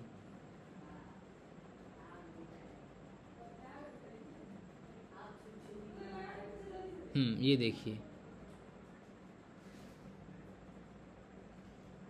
यही है क्या? ना ना ना, दूसरी जगह, जॉन फॉक्स, इंस्टाइटो मैग्ना, हाँ ये देखिए यहाँ पे कचरा किया हुआ है, ये देखिए ना, ये बेन जॉनसन आपको दिख रहे हैं, यहाँ देखिए क्या लिखा हुआ है, हाँ जॉनसन रोड मेनी मास्क्स, यहाँ पे देखिए आपको दिखाता हूँ, पेन ले लेता हूँ भैया, ये देखिए यहाँ पे आपको दिख रहा होगा, यहाँ देखिए, यहाँ जॉनसन रोड मेनी मास्क्स है ना, in honour of King James 1, राजा के लिए ही लिखते हो, अभी से बात है, मास्क उसी के सामने परफॉर्म करना, इन क्यून 1, ठीक है। उनमें से बेस्ट देखिए, the satyr, the penates, masque of blackness, masque of beauty, hue and cry after Cupid, the masque of queens. तो बेन जॉनसन को जाना जाता है मास्क के लिए, रॉबर्ट ब्राउनिंग को जाना जाता है ड्रामेटिक मोनोलॉग के लिए। तो ये सारी चीज़ आपको याद रखना है, और क्वेश्चन ऐसे ही पूछता है, ये नॉर्मल, ये कभी नहीं पूछेगा कि ईपी सीन जो है किसने लिखा है, सब जानता है, ये नहीं जानता है लोग कि मास्क बेन जॉनसन को किस लिए जाना था, उनके मास्क का क्या नाम था। तो क्वेश्चन यहाँ से बनेगा, जैसे रॉबर्ट ब्राउनिंग को दूसरे चीज़ के लिए जाना जाता है, लेकिन उनके ड्रामेटिक मोनोलॉग का नाम क्या था, टाइटल क्या था, ये बहुत कम लोग ध्यान देते हैं, और क्वेश्चन वहाँ से पूछ लिया जाता है। तो इसी तरह आपको ये सारी चीज़ें याद रखनी पड़ेगी। चलिए आ जाता है फिर से अपने काम पर। तो ये हमने देख लिया कि यहाँ पर क्या प्रॉब्लम है, बताइए। एप्पल का ये प्रॉब्लम होता है कि अपडेट करिए वो फंसने लगेगा, छी। चलिए, तो यहाँ पे हमने देख लिया रॉबर्ट ब्राउनिंग के बारे में ये सारी चीज़ें, ठीक है।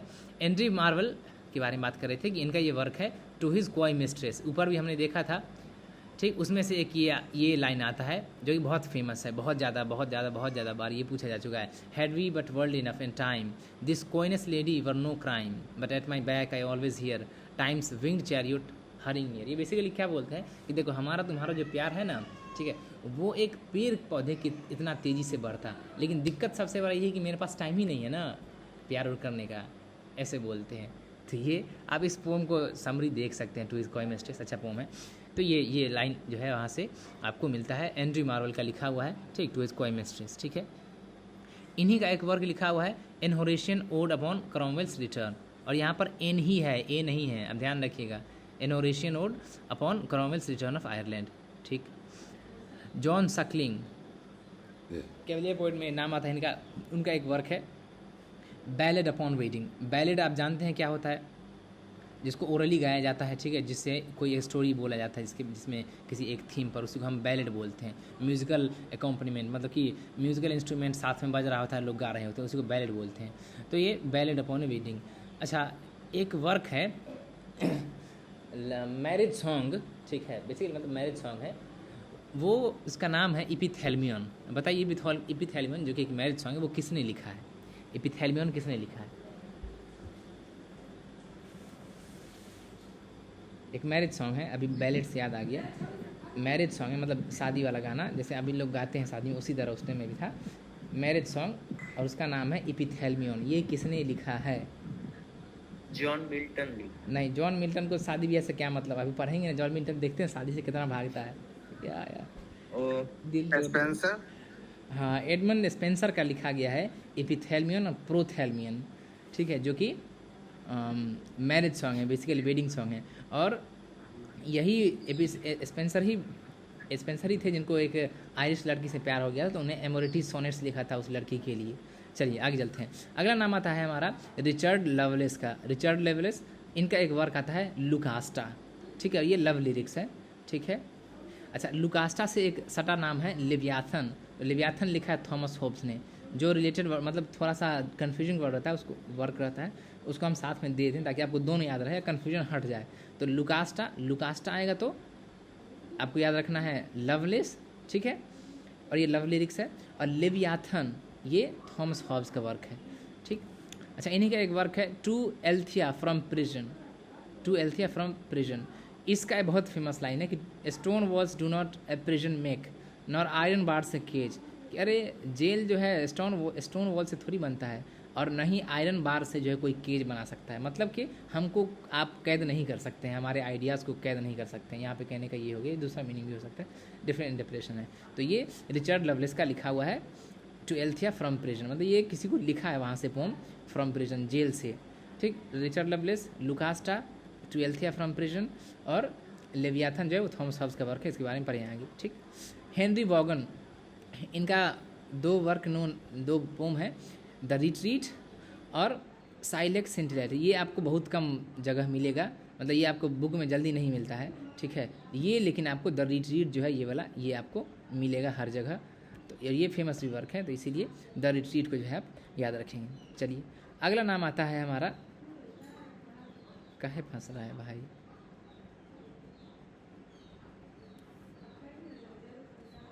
चलिए इसको छोटा ही रहने देते हैं, बड़ा में थोड़ा फंसने लगता है, इसको थोड़ा बड़ा कर दिया। हाँ, अगला नाम आता है हमारा जॉन मिल्टन का, ठीक है।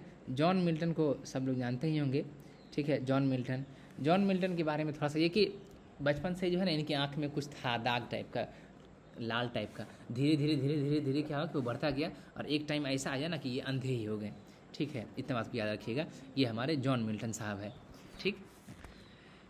इनके लिए विलियम वर्ड्सवर्थ ने लिखा है एक सोनेट ऑन मिल्टन। ध्यान से सुनिएगा, इस बात को बता रहे हैं, ऐसे क्वेश्चन बनेगा। विलियम वर्ड्सवर्थ ने इनके लिए लिखा है सोनेट ऑन मिल्टन, और जॉन मिल्टन ने विलियम शेक्सपियर के लिए सोनेट लिखा है ऑन शेक्सपियर। फिर से विलियम वर्ड्सवर्थ ने सोनेट लिखा है किस पर? मिल्टन पर, जिसका नाम है सोनेट ऑन मिल्टन, और मिल्टन ने शेक्सपियर पर लिखा है सोनेट, जिसका नाम है ऑन शेक्सपियर। इस चीज़ को ध्यान रखना है।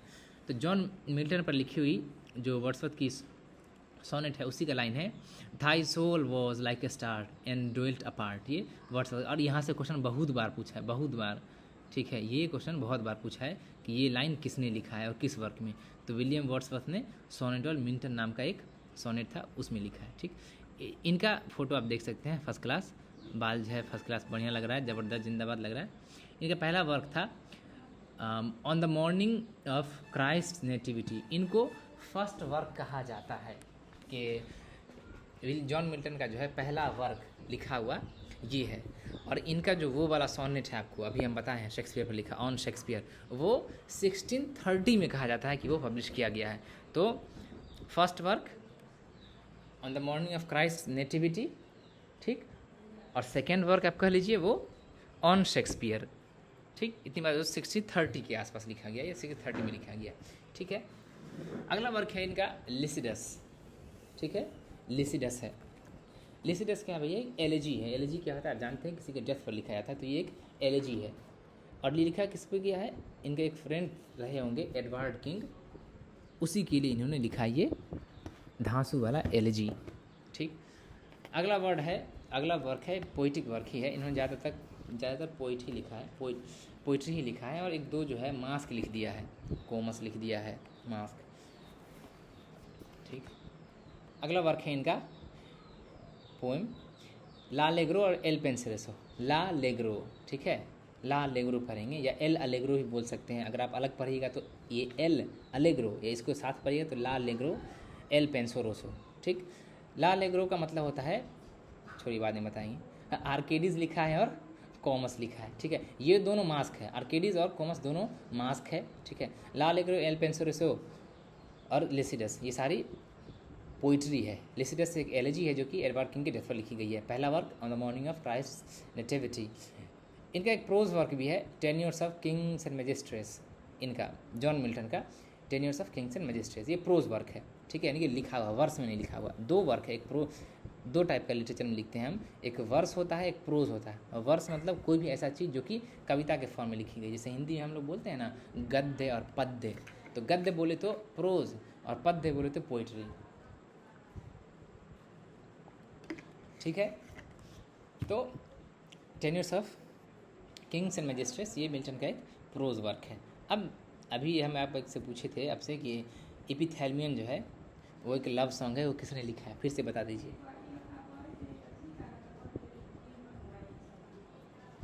एपिथैल्मियन जो लव सॉन्ग वर्क है वो किसने लिखा है, बताइए। अभी 5 मिनट पहले वाली बात आप भूल जा रहे हैं।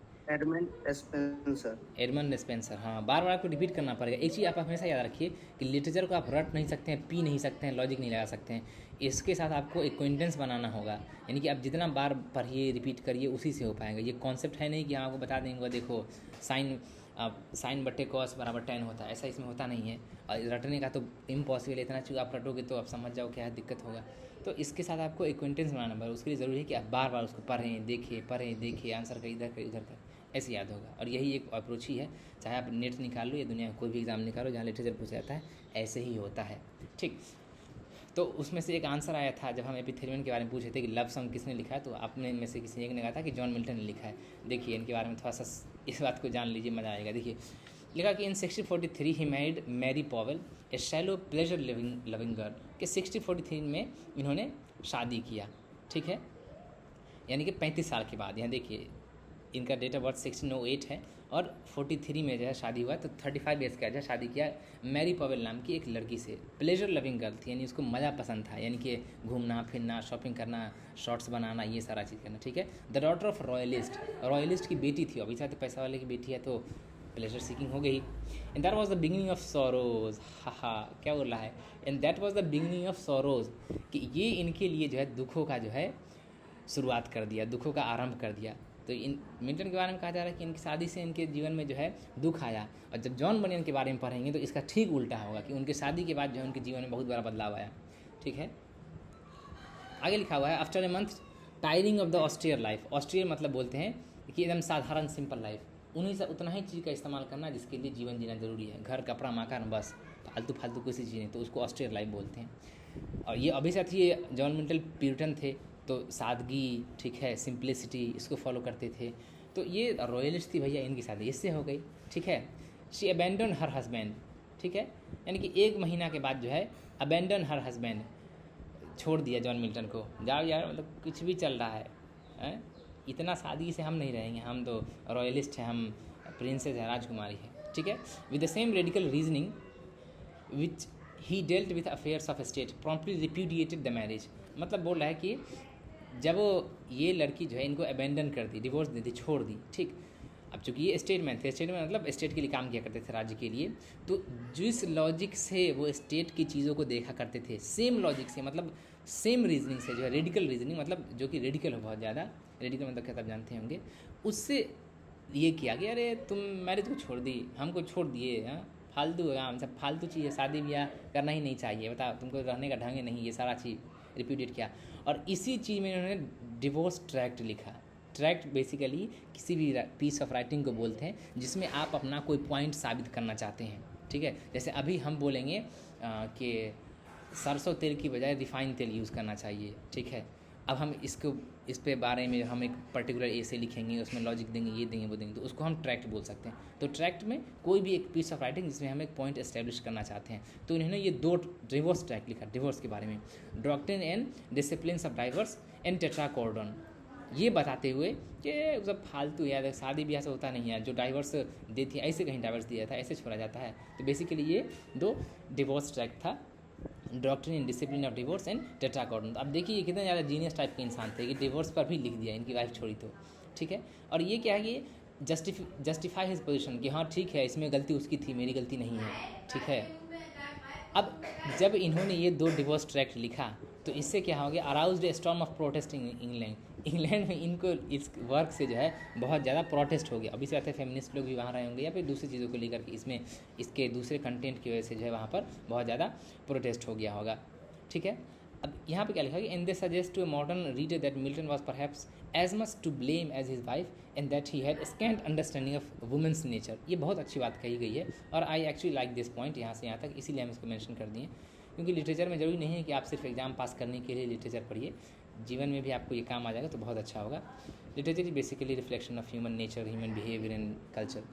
तो इसमें ये कहा गया है कि देखिए ये सारी बात तो हो गई, 1 महीना के बाद इनकी वाइफ ने इनको छोड़ दिया, अब उसकी रिप्लाई में इन्होंने 2 ट्रैक्ट लिख डाला डाइवर्स पे, doctrine and discipline of divorce and Tetrachordon. अब इसकी वजह से प्रोटेस्ट हो गया। अब यहाँ पे क्या लिखा गया है कि जब आप इसको पढ़िएगा ना तो आपको एक चीज़ ये लगेगा कि जितना ब्लेम इनकी वाइफ पर जाता है, ठीक, उतना ही ब्लेम इन पर भी जाता है। क्यों, ठीक, क्यों? क्योंकि इनको स्कैंट कहते हैं बहुत छोटा, बहुत थोड़ा, कम, न के बराबर अंडरस्टैंडिंग ऑफ विमेन नेचर, कि इनको विमेन नेचर का, कि महिलाओं का नेचर कैसा होता है, लड़कियों का नेचर कैसा होता है, उनको कैसे संभालना, उनके इमोशनल नीड को कैसे पूरा करना, इसकी अंडरस्टैंडिंग इनके पास नहीं थी, ठीक है। इस बात को आप याद रखिए। तो being good human is different thing, but if you have developed this understanding of understanding someone else, particularly a women और a girl, that's actually a different thing.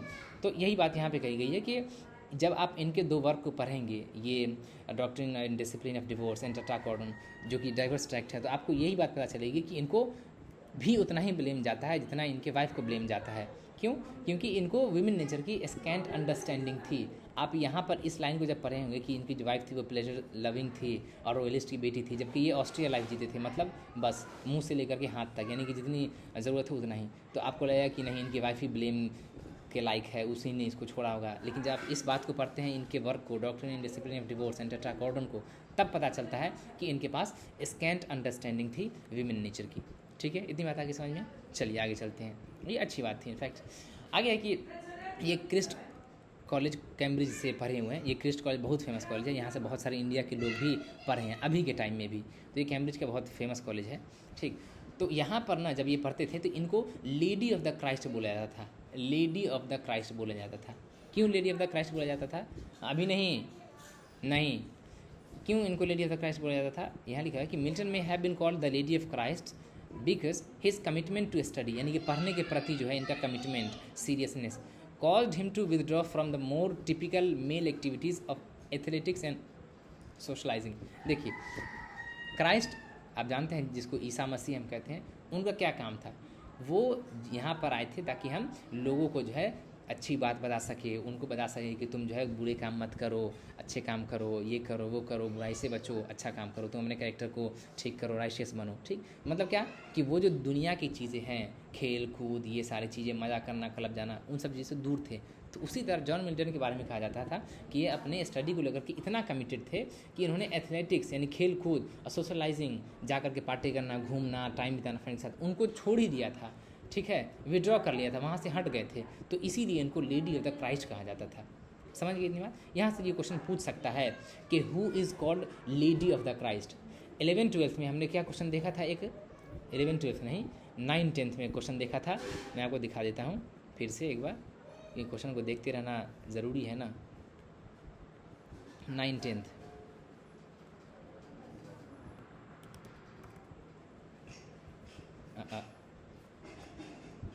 DEFI, ये क्वेश्चन आपने देखा था ना, 84 नंबर। कि which one of the following has been called the well of English undefiled, कि किसको जो है, किसको वेल ऑफ इंग्लिश अनडिफाइल्ड कहा गया है। ठीक, तो इसका आंसर था हमारा जेफरी चौसर। और ये बात किसने कहा है, ठीक है, वो हम बताते हैं आपको। तो इस तरह का पूछ देता है कि किसको वेल ऑफ इंग्लिश अनडिफाइल्ड कहा गया है, ठीक, तो ये जेफरी चौसर कहा गया है। तो इसी तरह यहाँ से ये भी क्वेश्चन आ सकता है कि बताइए which famous poet has been called the lady of the Christ, तो आंसर होगा जॉन मिल्टन। ठीक, अच्छा, ये क्वेश्चन मेरे पास एक बुक है जिसके नोट्स में सीधा ये क्वेश्चन डायरेक्ट लिखा गया है, हम आपको दिखाते हैं। देखिए, इसमें हम सर्च कर देते हैं आपको DEFI, ये देखिए DEFI सर्च किए, है ना। यहाँ पे देखिए लिखा हुआ है Edmund Spenser in his Faerie Queene, कहाँ फेरी क्वीन, कॉल्ड चौसर, यानी चौसर कहा वेल ऑफ इंग्लिश अनडिफाइल्ड। यहाँ से डायरेक्ट क्वेश्चन पूछा हुआ है, समझे।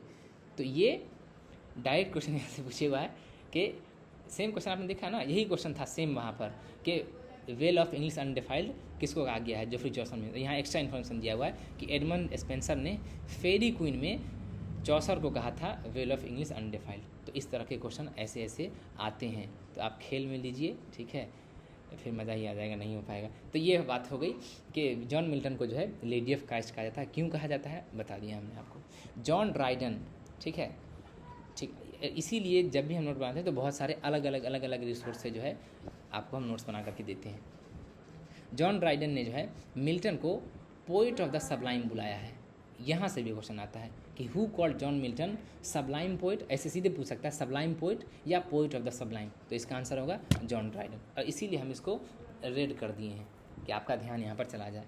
तो जॉन मिल्टन को जॉन ड्राइडन ने पोइट ऑफ द सबलाइम कहा था, ठीक है। चलिए, अगला इनका वर्क है इकोनोक्लास्ट, ठीक है। इकोनोक्लास्ट जिसका मतलब था इमेज ब्रेकर। ये बेसिकली क्यों लिखा, एक वर्क आया था इकोनोबैसिलिक।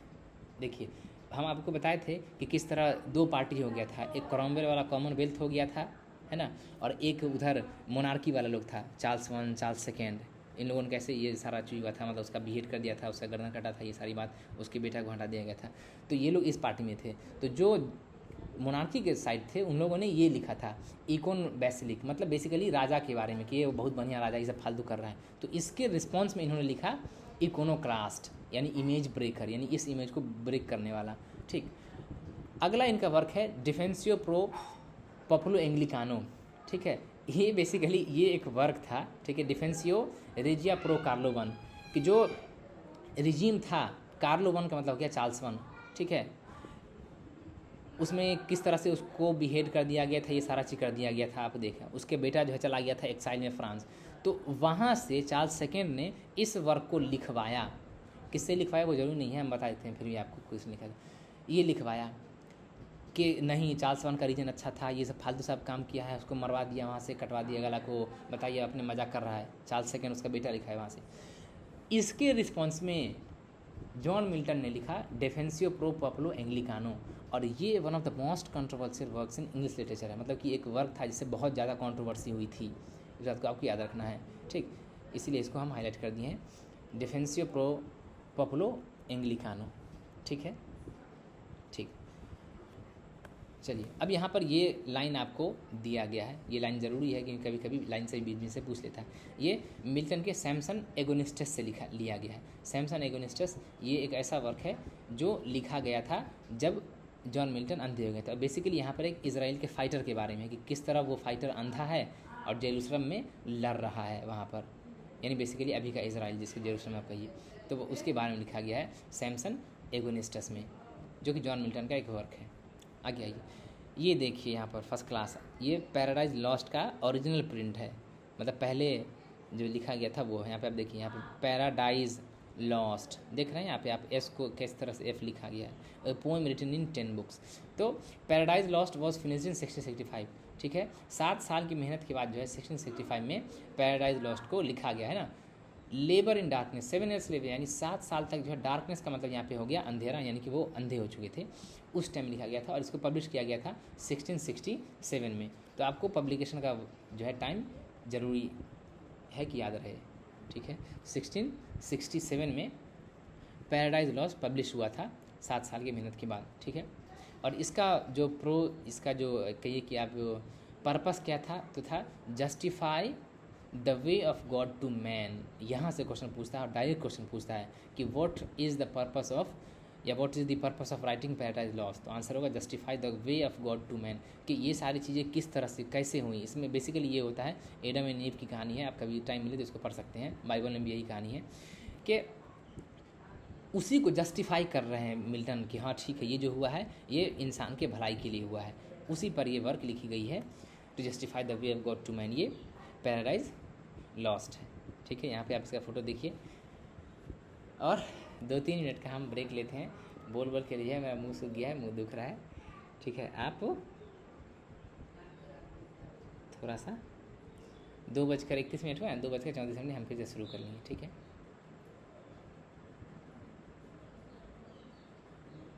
बाकी आप पूछ सकते हैं।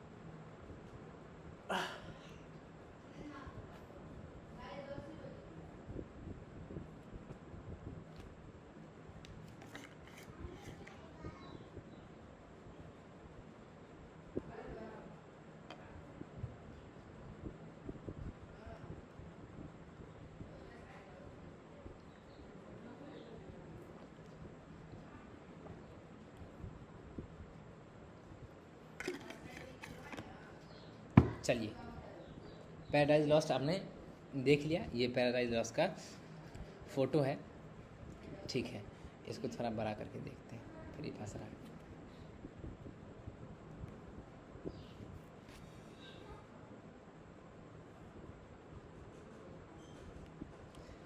अरे ठीक है, तो ये पैराडाइज लॉस्ट है। अच्छा, इसमें जो टोटल है 12 बुक में लिखी गई है किताब। पैराडाइज लॉस्ट है वो, है ना, 12 बुक में है, 12 बुक में पैराडाइज लॉस्ट 12 बुक में, अभी 12 बुक में आती है। लेकिन ओरिजिनली ये 10 बुक में लिखा गया था और ये ब्लैंक वर्स में है। अच्छा, इस फोटो को आप देखिएगा, जो कि पहला प्रिंट है, इसमें भी क्या लिखा है, 10 बुक्स, है ना, लिखा है ना 10 बुक्स। तो ओरिजिनली इसमें 10 बुक थे, इसी के कंटेंट को और डिवाइड करके इसको 12 बुक में जो है डिवाइड कर दिया गया और ये ब्लैंक वर्स में लिखी गई है। ठीक है, चलिए, बुक नंबर 9 जो है, जो लॉन्गेस्ट बुक है, बुक नंबर 9 लॉन्गेस्ट बुक है। और जहाँ पर सेटन लोग रहते हैं या मिलते हैं, उस जगह का नाम है पेंडेमियन। बहुत बड़ा वर्क है, एपिक वर्क है बेसिकली ये एक। तो इसमें ये ज़रूरी है कि आप याद रखिए, वहाँ से पूछ सकता है कि what is the name of the place where Satans और डेमन्स मीट और लिव। तो ये पेंडेमियन जगह का नाम है, जहाँ पर सारे शैतान लोग जो है वो मिलते हैं। ठीक है, ये सारी बात हो गई। ठीक है, अगला वर्क है 1671 में इनका आया, सैमसन एगोनिस्टस। ठीक है, सैमसन एगोनिस्टस बेसिकली इसमें एक अंधे वॉरियर की कहानी है, जो कि इसराइल में जो है वो लड़ रहा होता है, जेरूसलम में लड़ रहा होता है। ठीक, और ये कहा जाता है कि इसमें जो अंधा वॉरियर है, उसके फॉर्म में जॉन मिल्टन ने अपने आप को डिपिक्ट किया, क्योंकि ये भी अंधे हो गए थे। ठीक, अगला है ला लेग्रो एंड एल पेंसोरोसो। इसको ट्विन पोएम्स कहा जाता है, मतलब जुड़वा पोएम या सप्लीमेंट्री पोएम भी कहा जाता है इनको, मतलब ये एक दूसरे के सप्लीमेंट्री है, जुड़वा पोएम है। ला लेग्रो एल पेंसोरोसो, ला लेग्रो का मतलब होता है जॉयस और हैप्पी मैन, और एल पेंसोरोसो का मतलब होता है पेंसी और मेलंकोली मैन। क्वेश्चन अगर पूछा है तो यहीं से पूछता है कि बताइए what is the meaning of L'Allegro, तो द जॉयस और happy man. What is the meaning of Il Penseroso, तो द पेंसी और मेलंकोलिक मैन। इसीलिए हम इसको रेड से हाईलाइट कर दिए हैं कि आपको याद रहे, ला लेग्रो का मतलब और एल पेंसोरोसो का मतलब। ठीक है, और एक है मास्क ऑफ कोमस, ये परफॉर्मर डुडलो कासल, देखिए ना, कासल में परफॉर्म किया गया था, यानी कि बेसिकली किंग के सामने या मोनार्क जो भी रहा होगा उसके सामने किया होगा। तो मास्क जो भी होते हैं वो परफॉर्म किए जाते हैं किंग के सामने में या पैलेस में या कोर्ट में। ठीक है, और ये लुडलो कासल में जो है परफॉर्म किया गया, इसका पूरा नाम यही है, mask of Comus perform at Ludlow castle. ठीक, एक फ्रेगमेंट्री मास्क है, फ्रेगमेंट्री मतलब कि पूरा नहीं लिखा गया है, कुछ फ्रेगमेंट बचा हुआ है, कुछ पीस, कुछ टुकड़ा, उसका नाम है आर्केडीज, लेकिन ये भी इंपॉर्टेंट है। ठीक, सोनेट्स इन्होंने बहुत सारा लिखा है, यानी सोनेट का एक कलेक्शन ही लिखा है। विलियम शेक्सपियर कितना सोनेट तो नहीं लिखा है, लेकिन सोनेट लिखा है इन्होंने। कुछ उसमें से इम्पोर्टेंट वाला है, on his deceased wife, to the nightingale, ठीक है, यहाँ ध्यान दीजिए आप, to the nightingale sonnet, William John Milton, और to the nightingale, my heart aches in the numbness drowsy, ऐसे कुछ करके भूल गया एक्चुअली, वो जॉन कीट्स का है, ठीक है। रुक जाइए, उसको एक बार देख लेते हैं, बेहतर है ना, सब लोगों को याद आ जाएगा।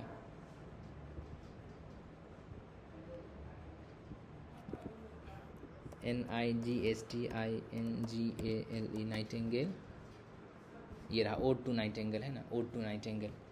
इसका ओपनिंग लाइन पूछता है, बहुत बार पूछ चुका है। हाँ, ये रहा, दिखाते हैं हम आपको यहाँ, माई हार्ट एक्स, मेरा हाथ दर्द करता है, and the drowsy numbness pains, ठीक है। ये डायरेक्ट यहाँ से पूछता है, ये इतना लाइन देता है, my heart aches and the drowsy numbness pains, तो ये क्या है, ये लिखा है किसने, ओड टू नाइटिंगेल है, ये जॉन कीट्स का लिखा हुआ है, इसको ध्यान रखिएगा। ये जॉन कीट्स ने बहुत कम लिखा है, लेकिन जो भी लिखा है हिला दिया है। जैसे एंडेमियन में लिखा है, a thing of beauty is joy for ever, उसी तरह ओड टू नाइटिंगेल जो है, my heart aches and the drowsy numbness pains, यहाँ से डायरेक्ट क्वेश्चन पूछता है कि ये लाइन कहाँ से लिखा गया। जॉन कीट्स का एक और ओड है, ओड टू मेलैंकोली, ठीक, ये सारी बात हो गई। और वहाँ पे हमने देखा था अभी, टू द नाइटिंगेल है, ये टू द नाइटिंगेल है, और ये क्या है, एक सोनेट है, वो ओड था, वो कीट्स ने लिखा था, ये मिल्टन ने लिखा है, ठीक। द मैसेकर इन पिएडमोंट, ये भी आता है क्वेश्चन, ये भी एक इंपॉर्टेंट सोनेट है। और ऑन हिज ब्लाइंडनेस, ये तो हम पढ़े हुए हैं actually, when I consider how my light is spent, ये इसका ओपनिंग लाइन है। और ये आपको क्लास 10th में, जी हाँ, क्लास 10th में जो है आपको, या 9th में, 10th में है एक्चुअली, क्लास 10 में जो है ये बुक में, बिहार बोर्ड वाली बुक में ये वाला सोनेट आपको दिया हुआ है, on his blindness when I consider how my light is spent, ये ओपनिंग लाइन है, ठीक है। और इसका नाम है ऑन हिज ब्लाइंडनेस, ये सारा का सारा सोनेट है, ठीक है। अगला इनका वर्क है एरोपेजिटिका। एरोपेजिटिका क्या भैया, ये एक प्रोज वर्क है, और ये एक बेसिकली एक काइंड ऑफ डिफेंस है। इंडिया में आपने देखा था कि वर्नाक्यूलर प्रेस एक्ट ला दिया था, ठीक है, ब्रिटिश ने। क्यों कि बेटा देखो, तुम बहुत एक्टिविज्म कर लिए, अब तो गड़बड़ हो रहा है ना, तुम जो भी पेपर लिखोगे ना, पहले हमसे अप्रूव करवाओगे, तब हम अप्रूव करेंगे, तब उसको छापोगे। ये वर्नाक्यूलर प्रेस एक्ट था। इसी तरह क्या हुआ कि इंग्लैंड में भी जो है 1642 में सारे थिएटर को बंद कर दिया गया कि फालतू का काम कर रहे हो तुम, वल्गरी कर रहे हो, इमोरलिटी चीज़ को बढ़ा रहे हो, ये सब क्या फालतू चीज़ दिखा रहे हो, हैं, बंद कर, इसको बंद कर दिया। और 1643 में ला दिया लाइसेंसिंग एक्ट।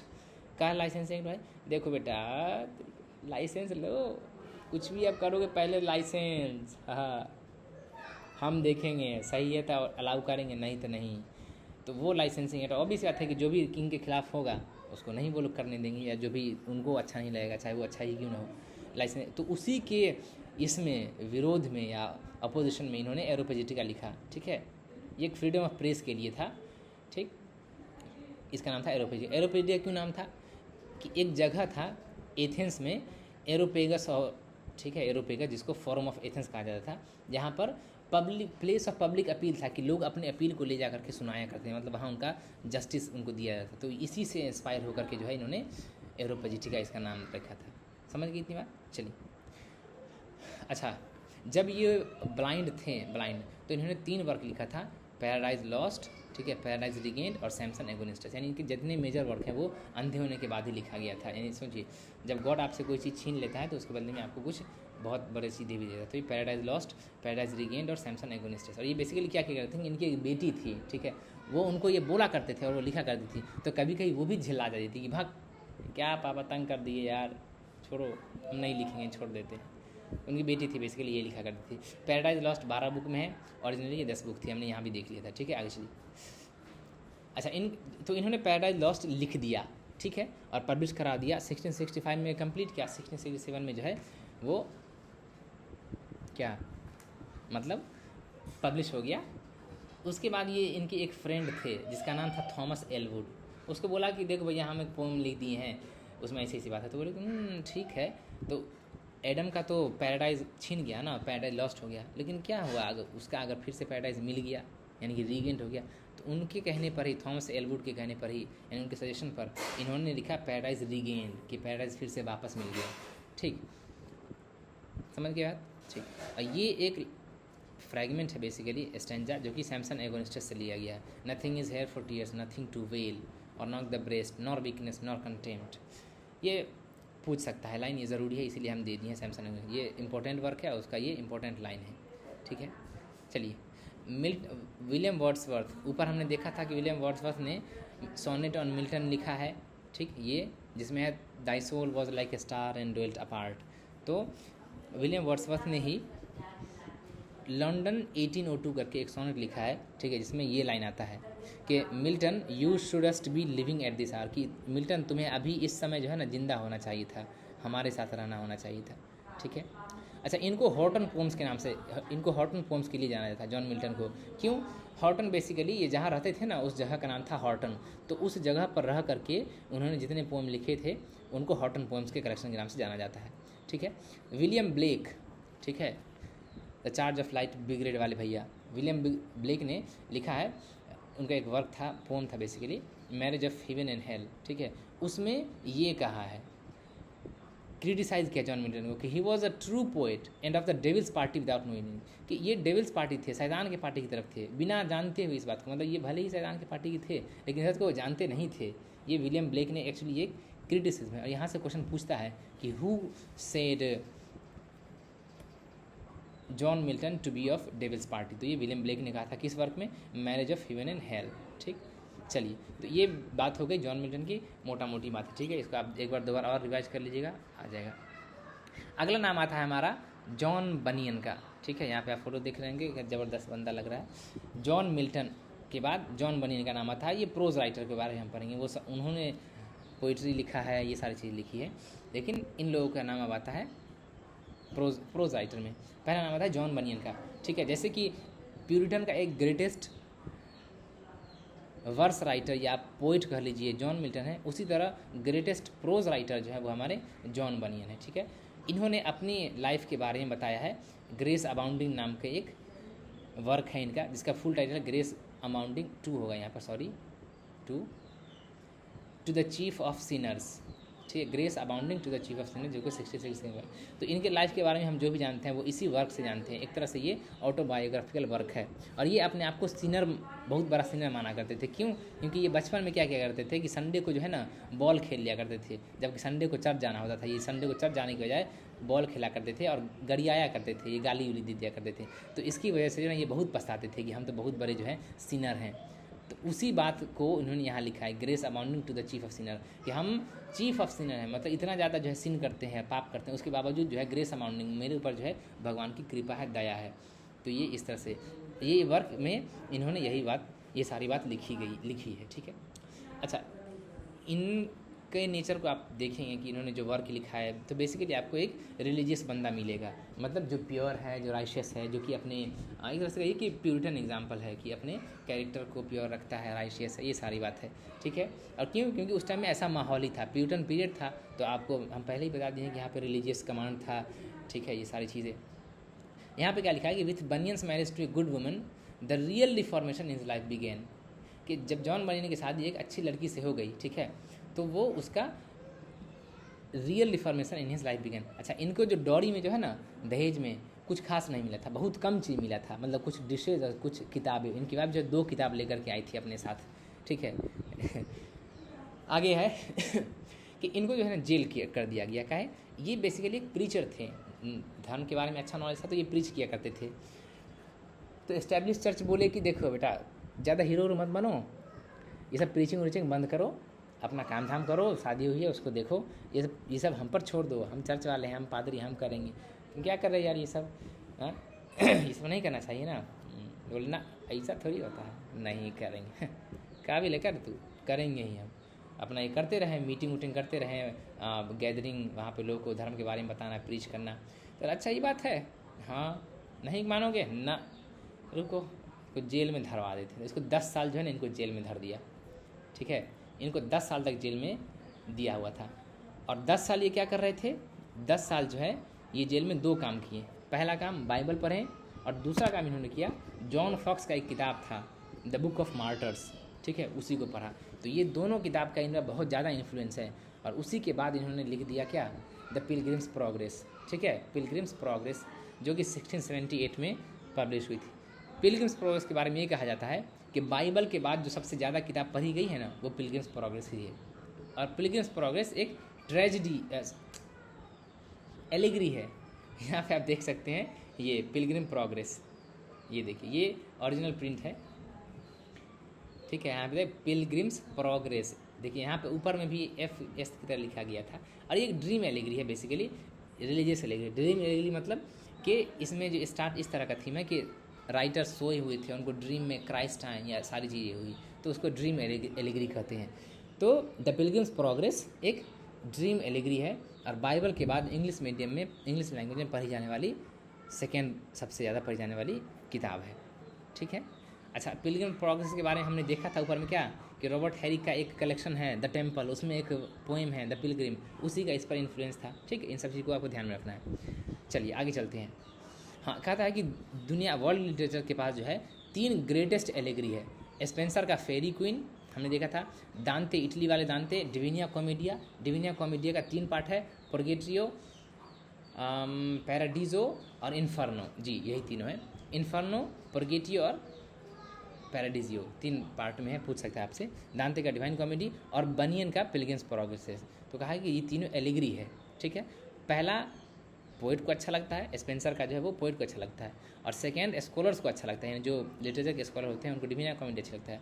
और जो ये पिलग्रिम्स प्रोग्रेस है जॉन बनियन का, वो people of every age and every condition, हर एज ग्रुप के और हर कंडीशन के, चाहे वो गरीब हो, अमीर हो, काम वाला हो, निकम्मा हो, सबको पसंद आता है। ये एलिगरी है पिलग्रिम्स प्रोग्रेस, ठीक है। आपको टाइम मिले पढ़ सकते हैं। It has been translated into 75 language, बताइए 75 लैंग्वेज में एंड डायलेक्ट में इसको ट्रांसलेट किया गया। आप सोचिए कितना ग्रेट वर्क है ये जॉन बनियन का लिखा हुआ पिलग्रिम्स प्रोग्रेस, ठीक है। अच्छा, इनका एक और वर्क है द होली वॉर, ठीक है। अब कुछ इस एज में हमने देख लिया कि ये अभी तक हमने मेजर पोइट को, मेजर प्रोज राइटर को कवर कर लिया है। अब हम देखेंगे कुछ माइनर प्रोज राइटर, यानी कि छोटे मोटे वाले, ठीक है। पहला नाम आता है रॉबर्ट बर्टन का, इनको याद किया जाता है एनाटॉमी ऑफ मेलैंकोली के लिए, ठीक है। ये देखिए यहाँ पर फोटो फर्स्ट क्लास दिख रहा है आपको, थोड़ा बड़ा कर देता हूँ, अरे ज़्यादा बड़ा हो गया, अब छोटा ही नहीं हो रहा है।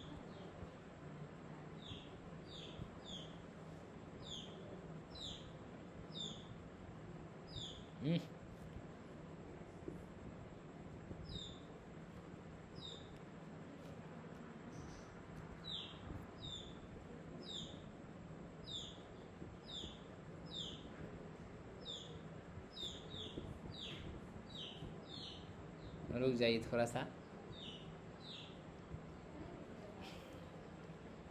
ये फंस रहा है बहुत ज़्यादा, आई डोंट नो व्हाई।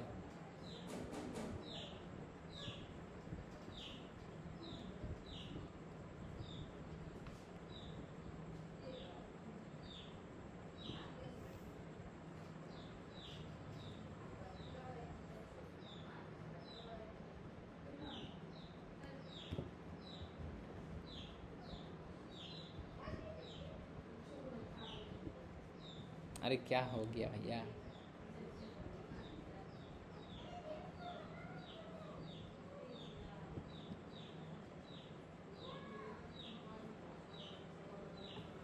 रुक जाइए, उस टैब को ना बंद करना पड़ेगा, थोड़ा सा रुक जाइए।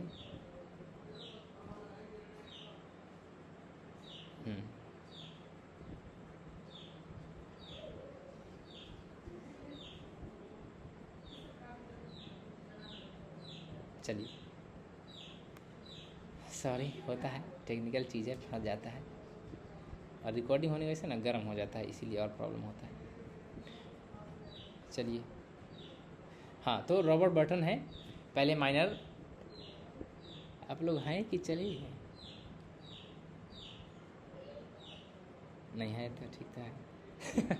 तो रॉबर्ट बर्टन को जाना जाता है एनाटॉमी ऑफ मेलैंकोली के लिए, जो कि 1621 में पब्लिश हुआ था। यहाँ पे आप फोटो देख सकते हैं फर्स्ट क्लास, ये रॉबर्ट बर्टन का एनाटॉमी ऑफ मेलैंकोली है, ठीक। सर थॉमस ब्राउन को जाना जाता है रिलीजियो मेडिसी के लिए, जिसका मतलब होता है the religion of a physician. Basically ये एक फिजिसिस्ट थे, डॉक्टर कहिए एक तरह से, वो थे।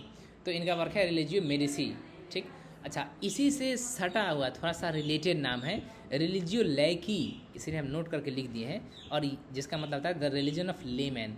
Religio Medici the religion of physician, यानी मेडिकल वालों का। और ये है रिलीजियो लैकी the religion of layman, layman उसको बोलते हैं जो आम आदमी है। ये वर्क है ड्राइडन का, तो इसी को आप ध्यान में रखिए, ये ऐसी चीज़ें कन्फ्यूजिंग हो जाती है।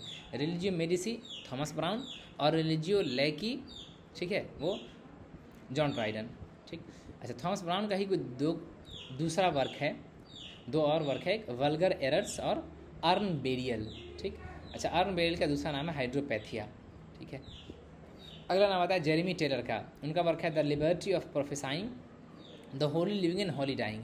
ये तो उतना इंपॉर्टेंट नहीं है, लेकिन ये जो वर्क है इनका the holy living and holy dying, ये आपको बहुत जगह दिखने को मिलेगा, तो ये एक इंपॉर्टेंट वर्क है, ये अलग अलग है। अच्छा, इसको एक साथ भी लिखिएगा, सीधे लिखता है holy living dying, holy living and dying, ऐसे करके लिख सकता है। तो ये कंपेनियन है, पहले ये होली लिविंग पब्लिश हुआ था और उसके बाद उसी का कंपेनियन ये हुआ था। जैसे ला लेग्रो एल पेंसरोसो हमने देखा था, उसी तरह यहाँ पर होली लिविंग और होली डाइंग एक तरह से कंपेनियन पोएम कह सकते हैं, ठीक है। अगला नाम आता है रिचर्ड बैक्स्टर का, ठीक। रिचर्ड बैक्स्टर का ये कोई दो वर्क है, आप देख सकते हैं, उतना इंपॉर्टेंट नहीं है। आइजैक वॉल्टर का नाम आपको याद रखना पड़ेगा। आइजैक वॉल्टर का नाम क्यों याद रखना पड़ेगा? क्योंकि इनका एक वर्क था लाइव्स करके, लाइव्स। अब फिर से चलिए हम आपको पीछे ले जाते हैं। प्लूटार्क का लाइव्स, जिसको थॉमस नॉर्थ ने ट्रांसलेट किया, ठीक है।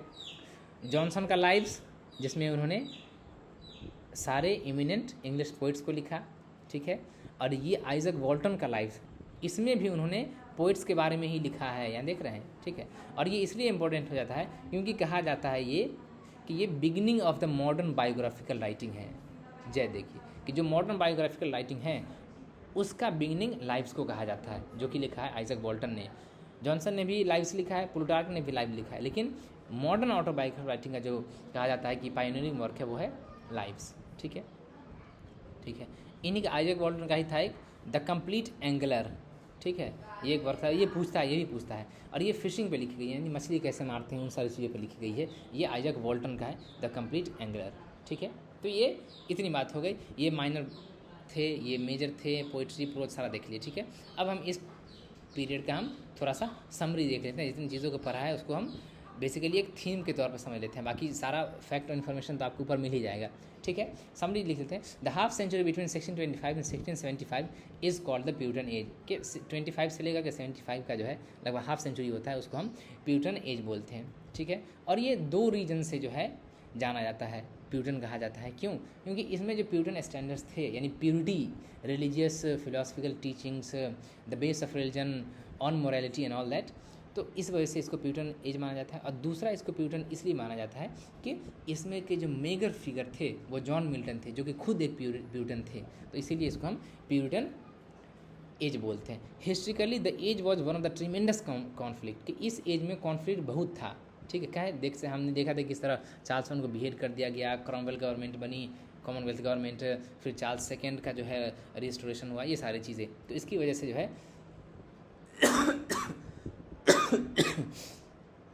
इस केस में उसके वजह से यहाँ पर बहुत ज़्यादा कन्फ्लिक्ट वगैरह हो गया था।